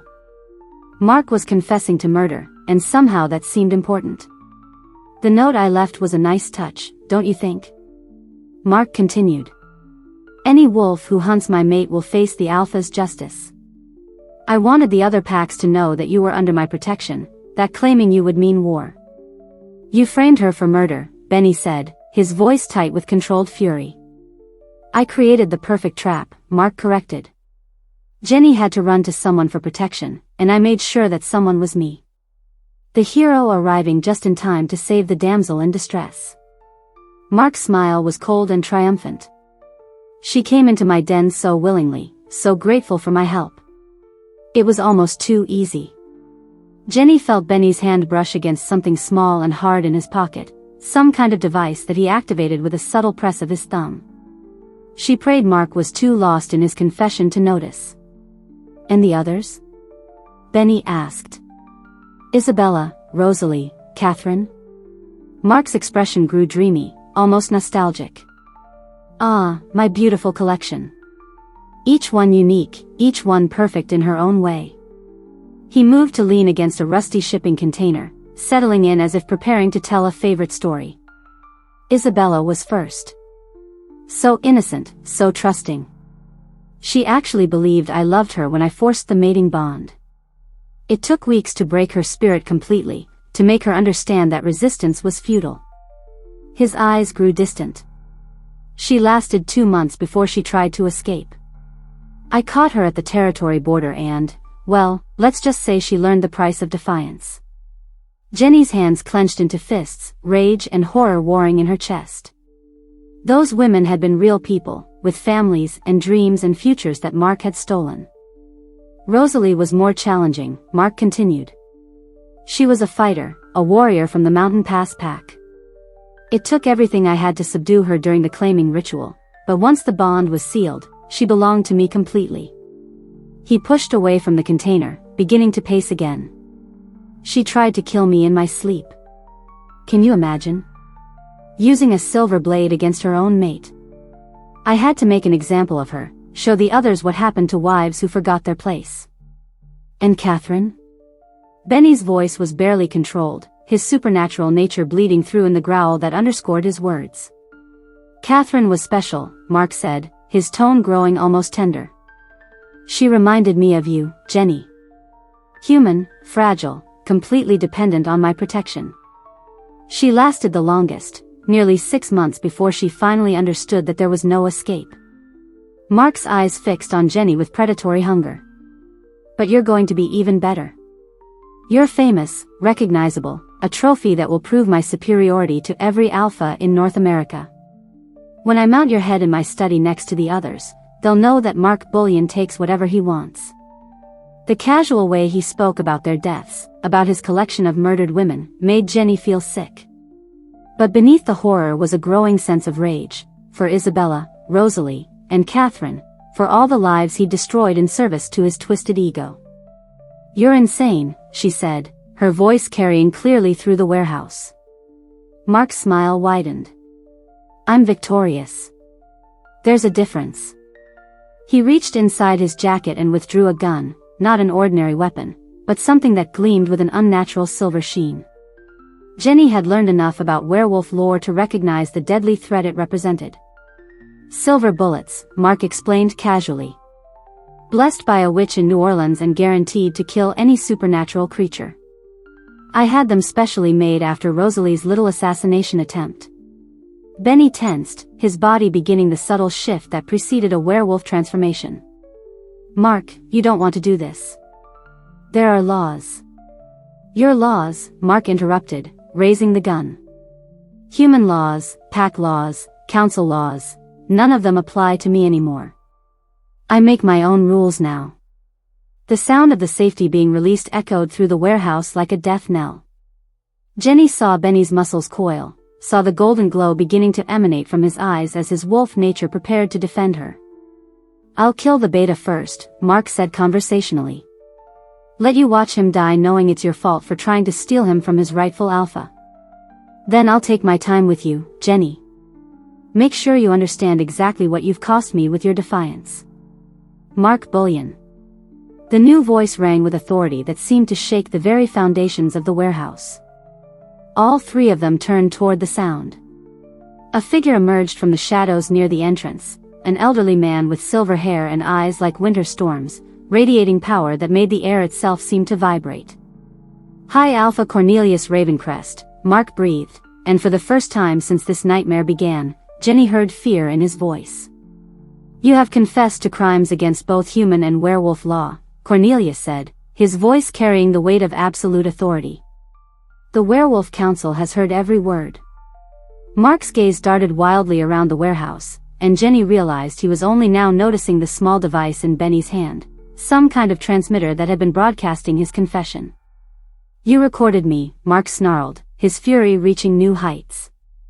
You treacherous. He swung the gun toward Benny, finger tightening on the trigger. But Benny was already moving, his partial transformation giving him inhuman speed as he threw himself between Mark and Jenny. The gunshot was deafeningly loud in the enclosed space. Benny's body jerked as the silver bullet tore through his chest, but his momentum carried him forward into Mark, sending them both crashing into a pile of rusted machinery. "Benny!" Jenny screamed, rushing toward the struggling figures. The gun had been knocked from Mark's grasp, skittering across the concrete floor. Both werewolves were bleeding, Benny from the gunshot wound, Mark from deep claw marks across his face and throat, but they continued to fight with savage determination. Mark's greater alpha strength began to tell as the silver poisoning weakened Benny. He managed to pin the younger werewolf beneath him, hands closing around Benny's throat. "You should have stayed loyal," Mark gasped, his own wounds making his voice harsh. "Should have remembered your place in the pack hierarchy." Jenny didn't think, didn't plan. She simply acted, diving for the fallen gun and wrapping her fingers around the silver-plated grip. The metal burned her human skin, but she held on, pointing the weapon at Mark's back. "Let him go," she said, surprised by how steady her voice sounded. Mark looked over his shoulder, his expression shifting from fury to disbelief. "You won't shoot me. You're too weak, too human." "Try me," Jenny replied. For a moment, the warehouse was silent except for the sound of labored breathing. Then Mark smiled, that same cold, predatory expression she'd grown to hate. "You think you've won," he said softly. "But you have no idea what you've unleashed. The council may condemn me, but there are other alphas who share my vision. Werewolves who believe humans exist only to serve us." He released Benny's throat, but instead of surrendering, he lunged sideways toward another weapon, a piece of jagged metal from the broken machinery. Jenny pulled the trigger. The silver bullet caught Mark in the shoulder, spinning him around and sending him crashing into a concrete pillar. He slumped to the ground, his alpha strength finally failing as the silver worked its way through his system. But even dying, his eyes remained fixed on Jenny with obsessive hunger. "You're mine," he whispered. "Death won't change that. I'll find you in whatever comes after, and I'll make you pay for your defiance." "No," said High Alpha Cornelius, approaching Mark's fallen form. "You'll face justice for your crimes, and then you'll face whatever judgment awaits monsters who prey on the innocent." Mark's laughter was weak but filled with malice. "Justice? I am justice. I am."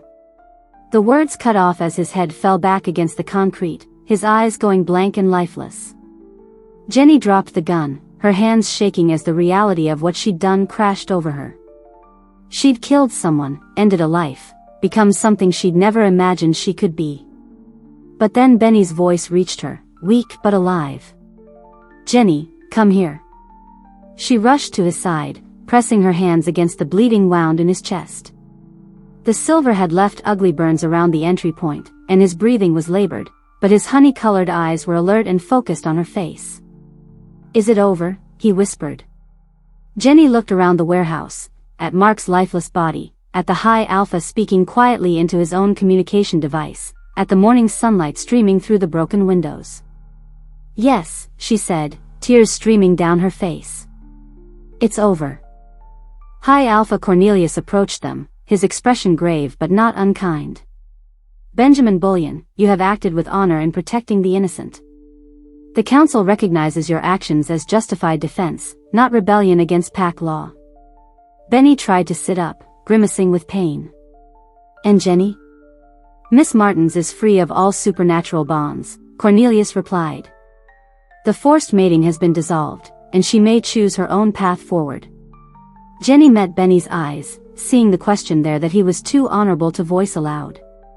The answer came from somewhere deep in her heart, from a place that had recognized him as home from the very first moment.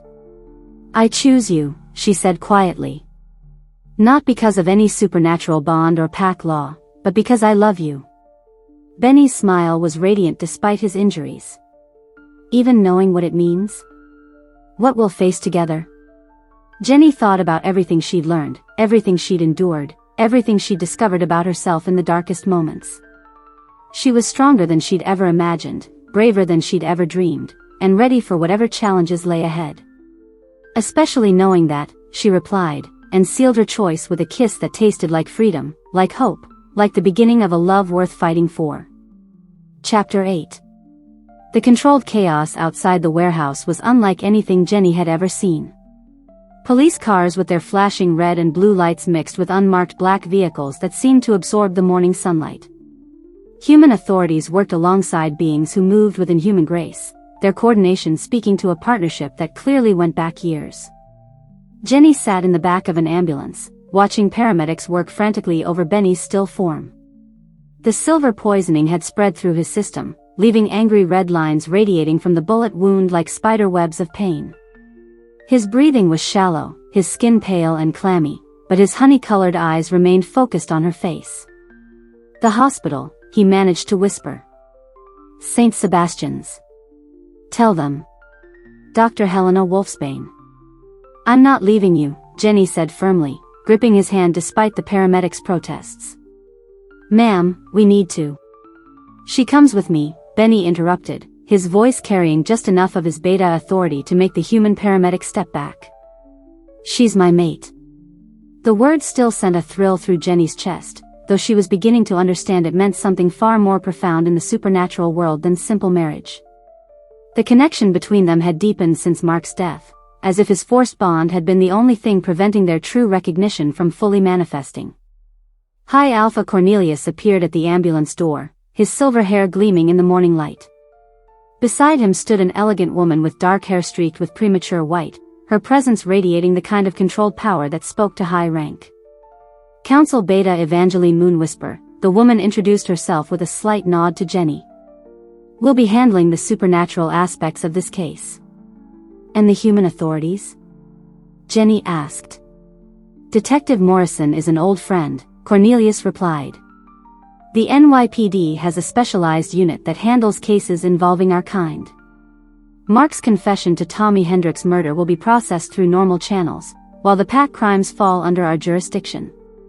The ambulance lurched into motion, sirens wailing as they raced through the city streets. Jenny had never felt more out of her depth, caught between two worlds that operated by completely different rules. "What happens now?" she asked. Evangeline settled into the small space beside them, her movements fluid despite the cramped quarters. "Now we save your mate's life, and then we begin the work of justice." St. Sebastian's Hospital looked ordinary from the outside, just another medical facility in Manhattan's sprawling healthcare system. But as soon as they passed through the emergency doors, Jenny realized this was no normal hospital. The staff moved with supernatural efficiency, and several had eyes that glowed with inhuman light. Dr. Helena Wolfsbane was waiting for them in Trauma Bay 3, her silver hair pulled back in a severe bun that emphasized her sharp cheekbones and piercing blue eyes. She wore scrubs, but Jenny caught the scent of herbs and something wilder, forest and moonlight and ancient knowledge. "Silver poisoning, 3rd degree," the paramedic rattled off as they transferred Benny to the hospital gurney. Dr. Wolfsbane's hands moved over Benny's chest, not quite touching but somehow assessing the damage. "How long since exposure?" 23 minutes, Jenny replied automatically. The doctor's eyes flicked to her with something like approval. "Good. That gives us time." She turned to the nursing staff, rattling off orders in a mixture of medical terminology and words Jenny didn't recognize. "Prep Ort 7, and get me a full lunar cycle's worth of moon water. This is going to be delicate." As they wheeled Benny away, Jenny tried to follow, but Dr. Wolfsbane caught her arm gently. "I know you want to stay with him," the doctor said, her voice carrying infinite compassion. "But what I'm about to do requires complete focus. The silver has to be extracted and neutralized before it reaches his heart, and any distraction could be fatal." Jenny felt tears threatening. "How long?" 4 hours, maybe 5. "There's a family waiting room on the 3rd floor specifically for supernatural cases. Counsel Beta Moonwhisper will stay with you." The waiting room was nothing like the sterile spaces Jenny associated with hospitals. Comfortable chairs were arranged around a fireplace that crackled with flames that seemed to burn in colors she'd never seen before. The walls were lined with books, and soft music played from hidden speakers, something that sounded like wind through ancient forests. "This is overwhelming," Jenny said, sinking into one of the chairs. Evangeline settled across from her, her dark eyes understanding. You've been thrust into our world without preparation or choice. That's traumatic under the best circumstances, and your situation was far from the best. How do you do it? How do you live with one foot in each world? Practice, Evangeline replied with a slight smile. And the understanding that both worlds are stronger when they work together. Humans have qualities we werewolves sometimes lack: innovation, adaptability, the ability to see beyond pack structures. We have strengths that complement yours. She leaned forward, her expression growing serious. What you did today, standing up to Mark, protecting Benny, making the choice to enter our world freely, that takes courage most humans never have to find. I don't feel courageous, Jenny admitted. I feel terrified and out of my depth.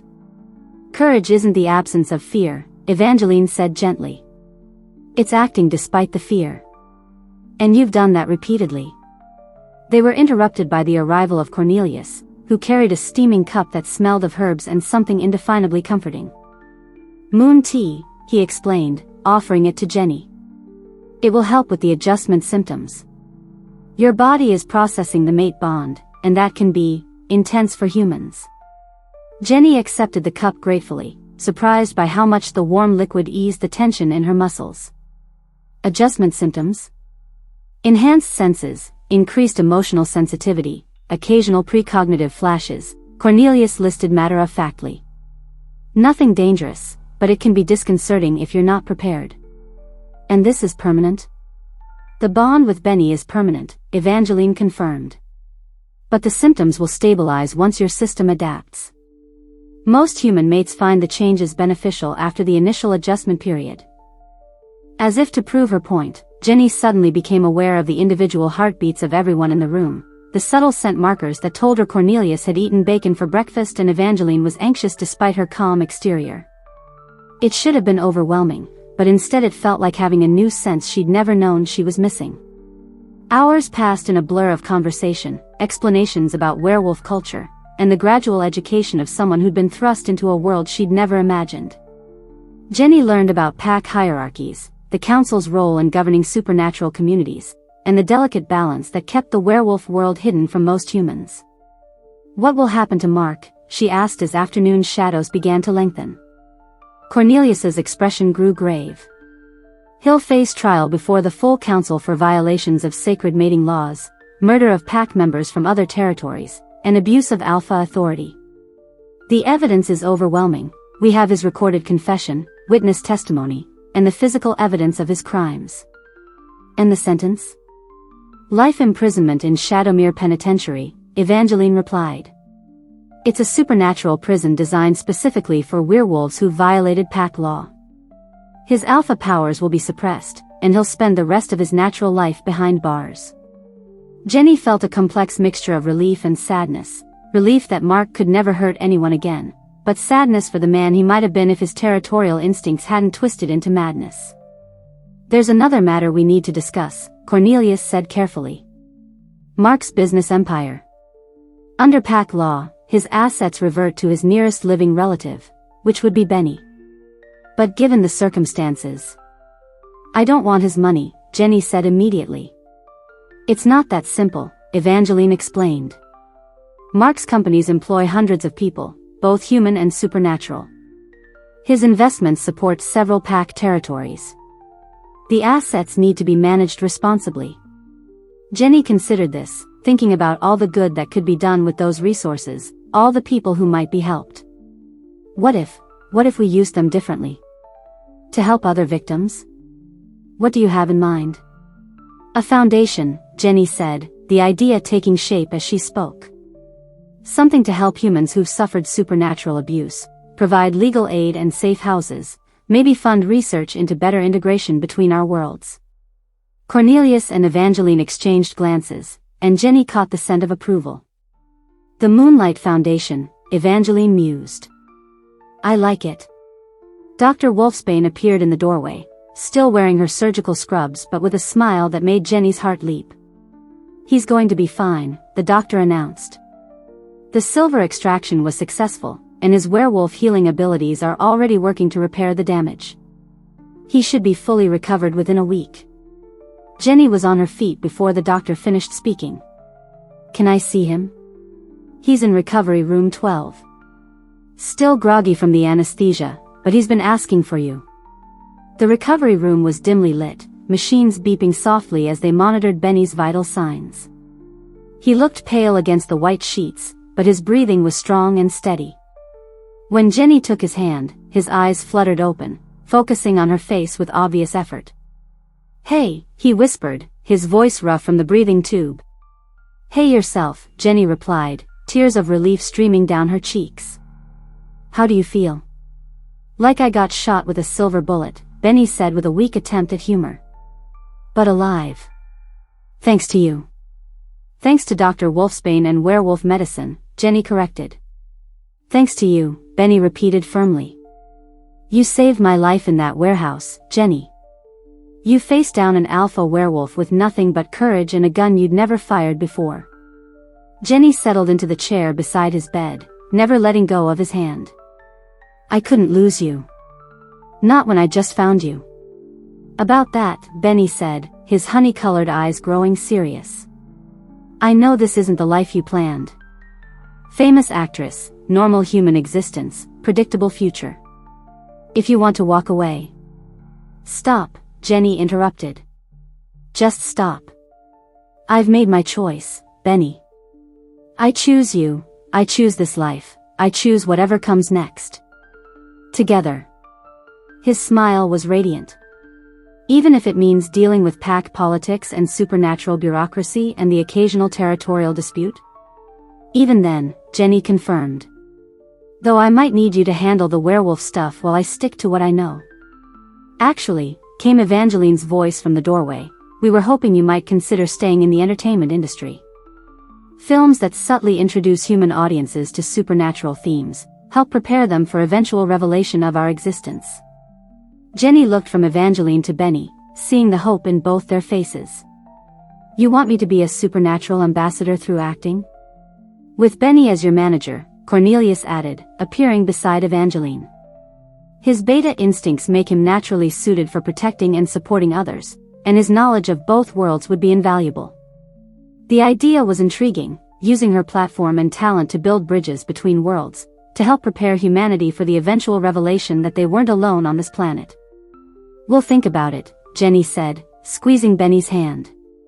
6 months later, Jenny stood in the bathroom of their new home, a beautiful house on the border between human and werewolf territories, with gardens that bloomed year-round thanks to supernatural tending. She stared at the pregnancy test in her hand, hardly daring to believe what she was seeing. 2 pink lines. Positive. She was carrying Benny's child, a baby that would be part human, part werewolf, a bridge between 2 worlds in the most literal sense possible. Jenny? Benny's voice called from the bedroom. Everything okay? She emerged from the bathroom, holding the test like a precious treasure. Benny's eyes widened as he took in her expression, then dropped to the test in her hands. Are you, he began. We're having a baby, Jenny said, her voice filled with wonder. Due right around the next full moon. Benny's whoop of joy could probably be heard 3 blocks away. He swept her into his arms, spinning her around the bedroom while she laughed and protested that he'd make her dizzy. A pup, he said, setting her down gently and placing his hands on her still flat stomach. Our pup. Half human, Jenny pointed out. The best of both worlds, Benny corrected, his eyes shining with love and excitement.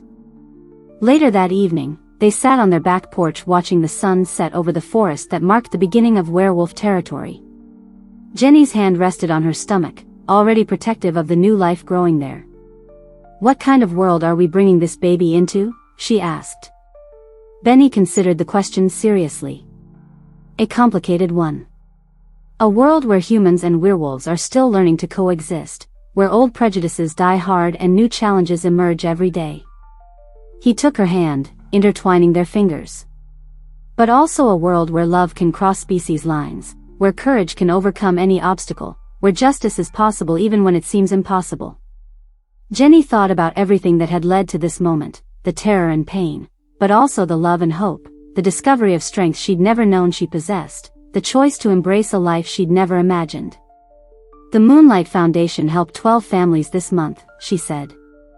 Humans who'd been caught up in supernatural conflicts, werewolves who'd been abused by corrupt alphas. We're making a difference. Your latest film has been nominated for 3 Academy Awards, Benny added. And the subtle supernatural elements are starting conversations about what else might be out there. Jenny smiled, thinking about the slowly changing world around them. It wasn't perfect. There were still problems to solve, prejudices to overcome, bridges to build. But it was better than it had been, and it would continue to improve. I think, she said softly, we're bringing our baby into a world full of hope. The full moon was rising over the forest, painting everything in silver light. Jenny felt the baby flutter inside her, too early for most women to feel movement, but werewolf pups developed faster than human babies. I love you, Benny said, his voice carrying all the wonder and gratitude of someone who'd found his true mate against impossible odds. I love you too, Jenny replied, and sealed the promise with a kiss under the moonlight. Their child would be born into a world where anything was possible, where love conquered fear, where humans and werewolves could build a future together. It was a world worth fighting for, worth hoping for, worth believing in. And as the full moon reached its zenith, Jenny felt their baby's first strong kick, a sign of life, of hope, of the beautiful complexity that was their shared future. Thank you for listening to this story. Like, share and subscribe for more.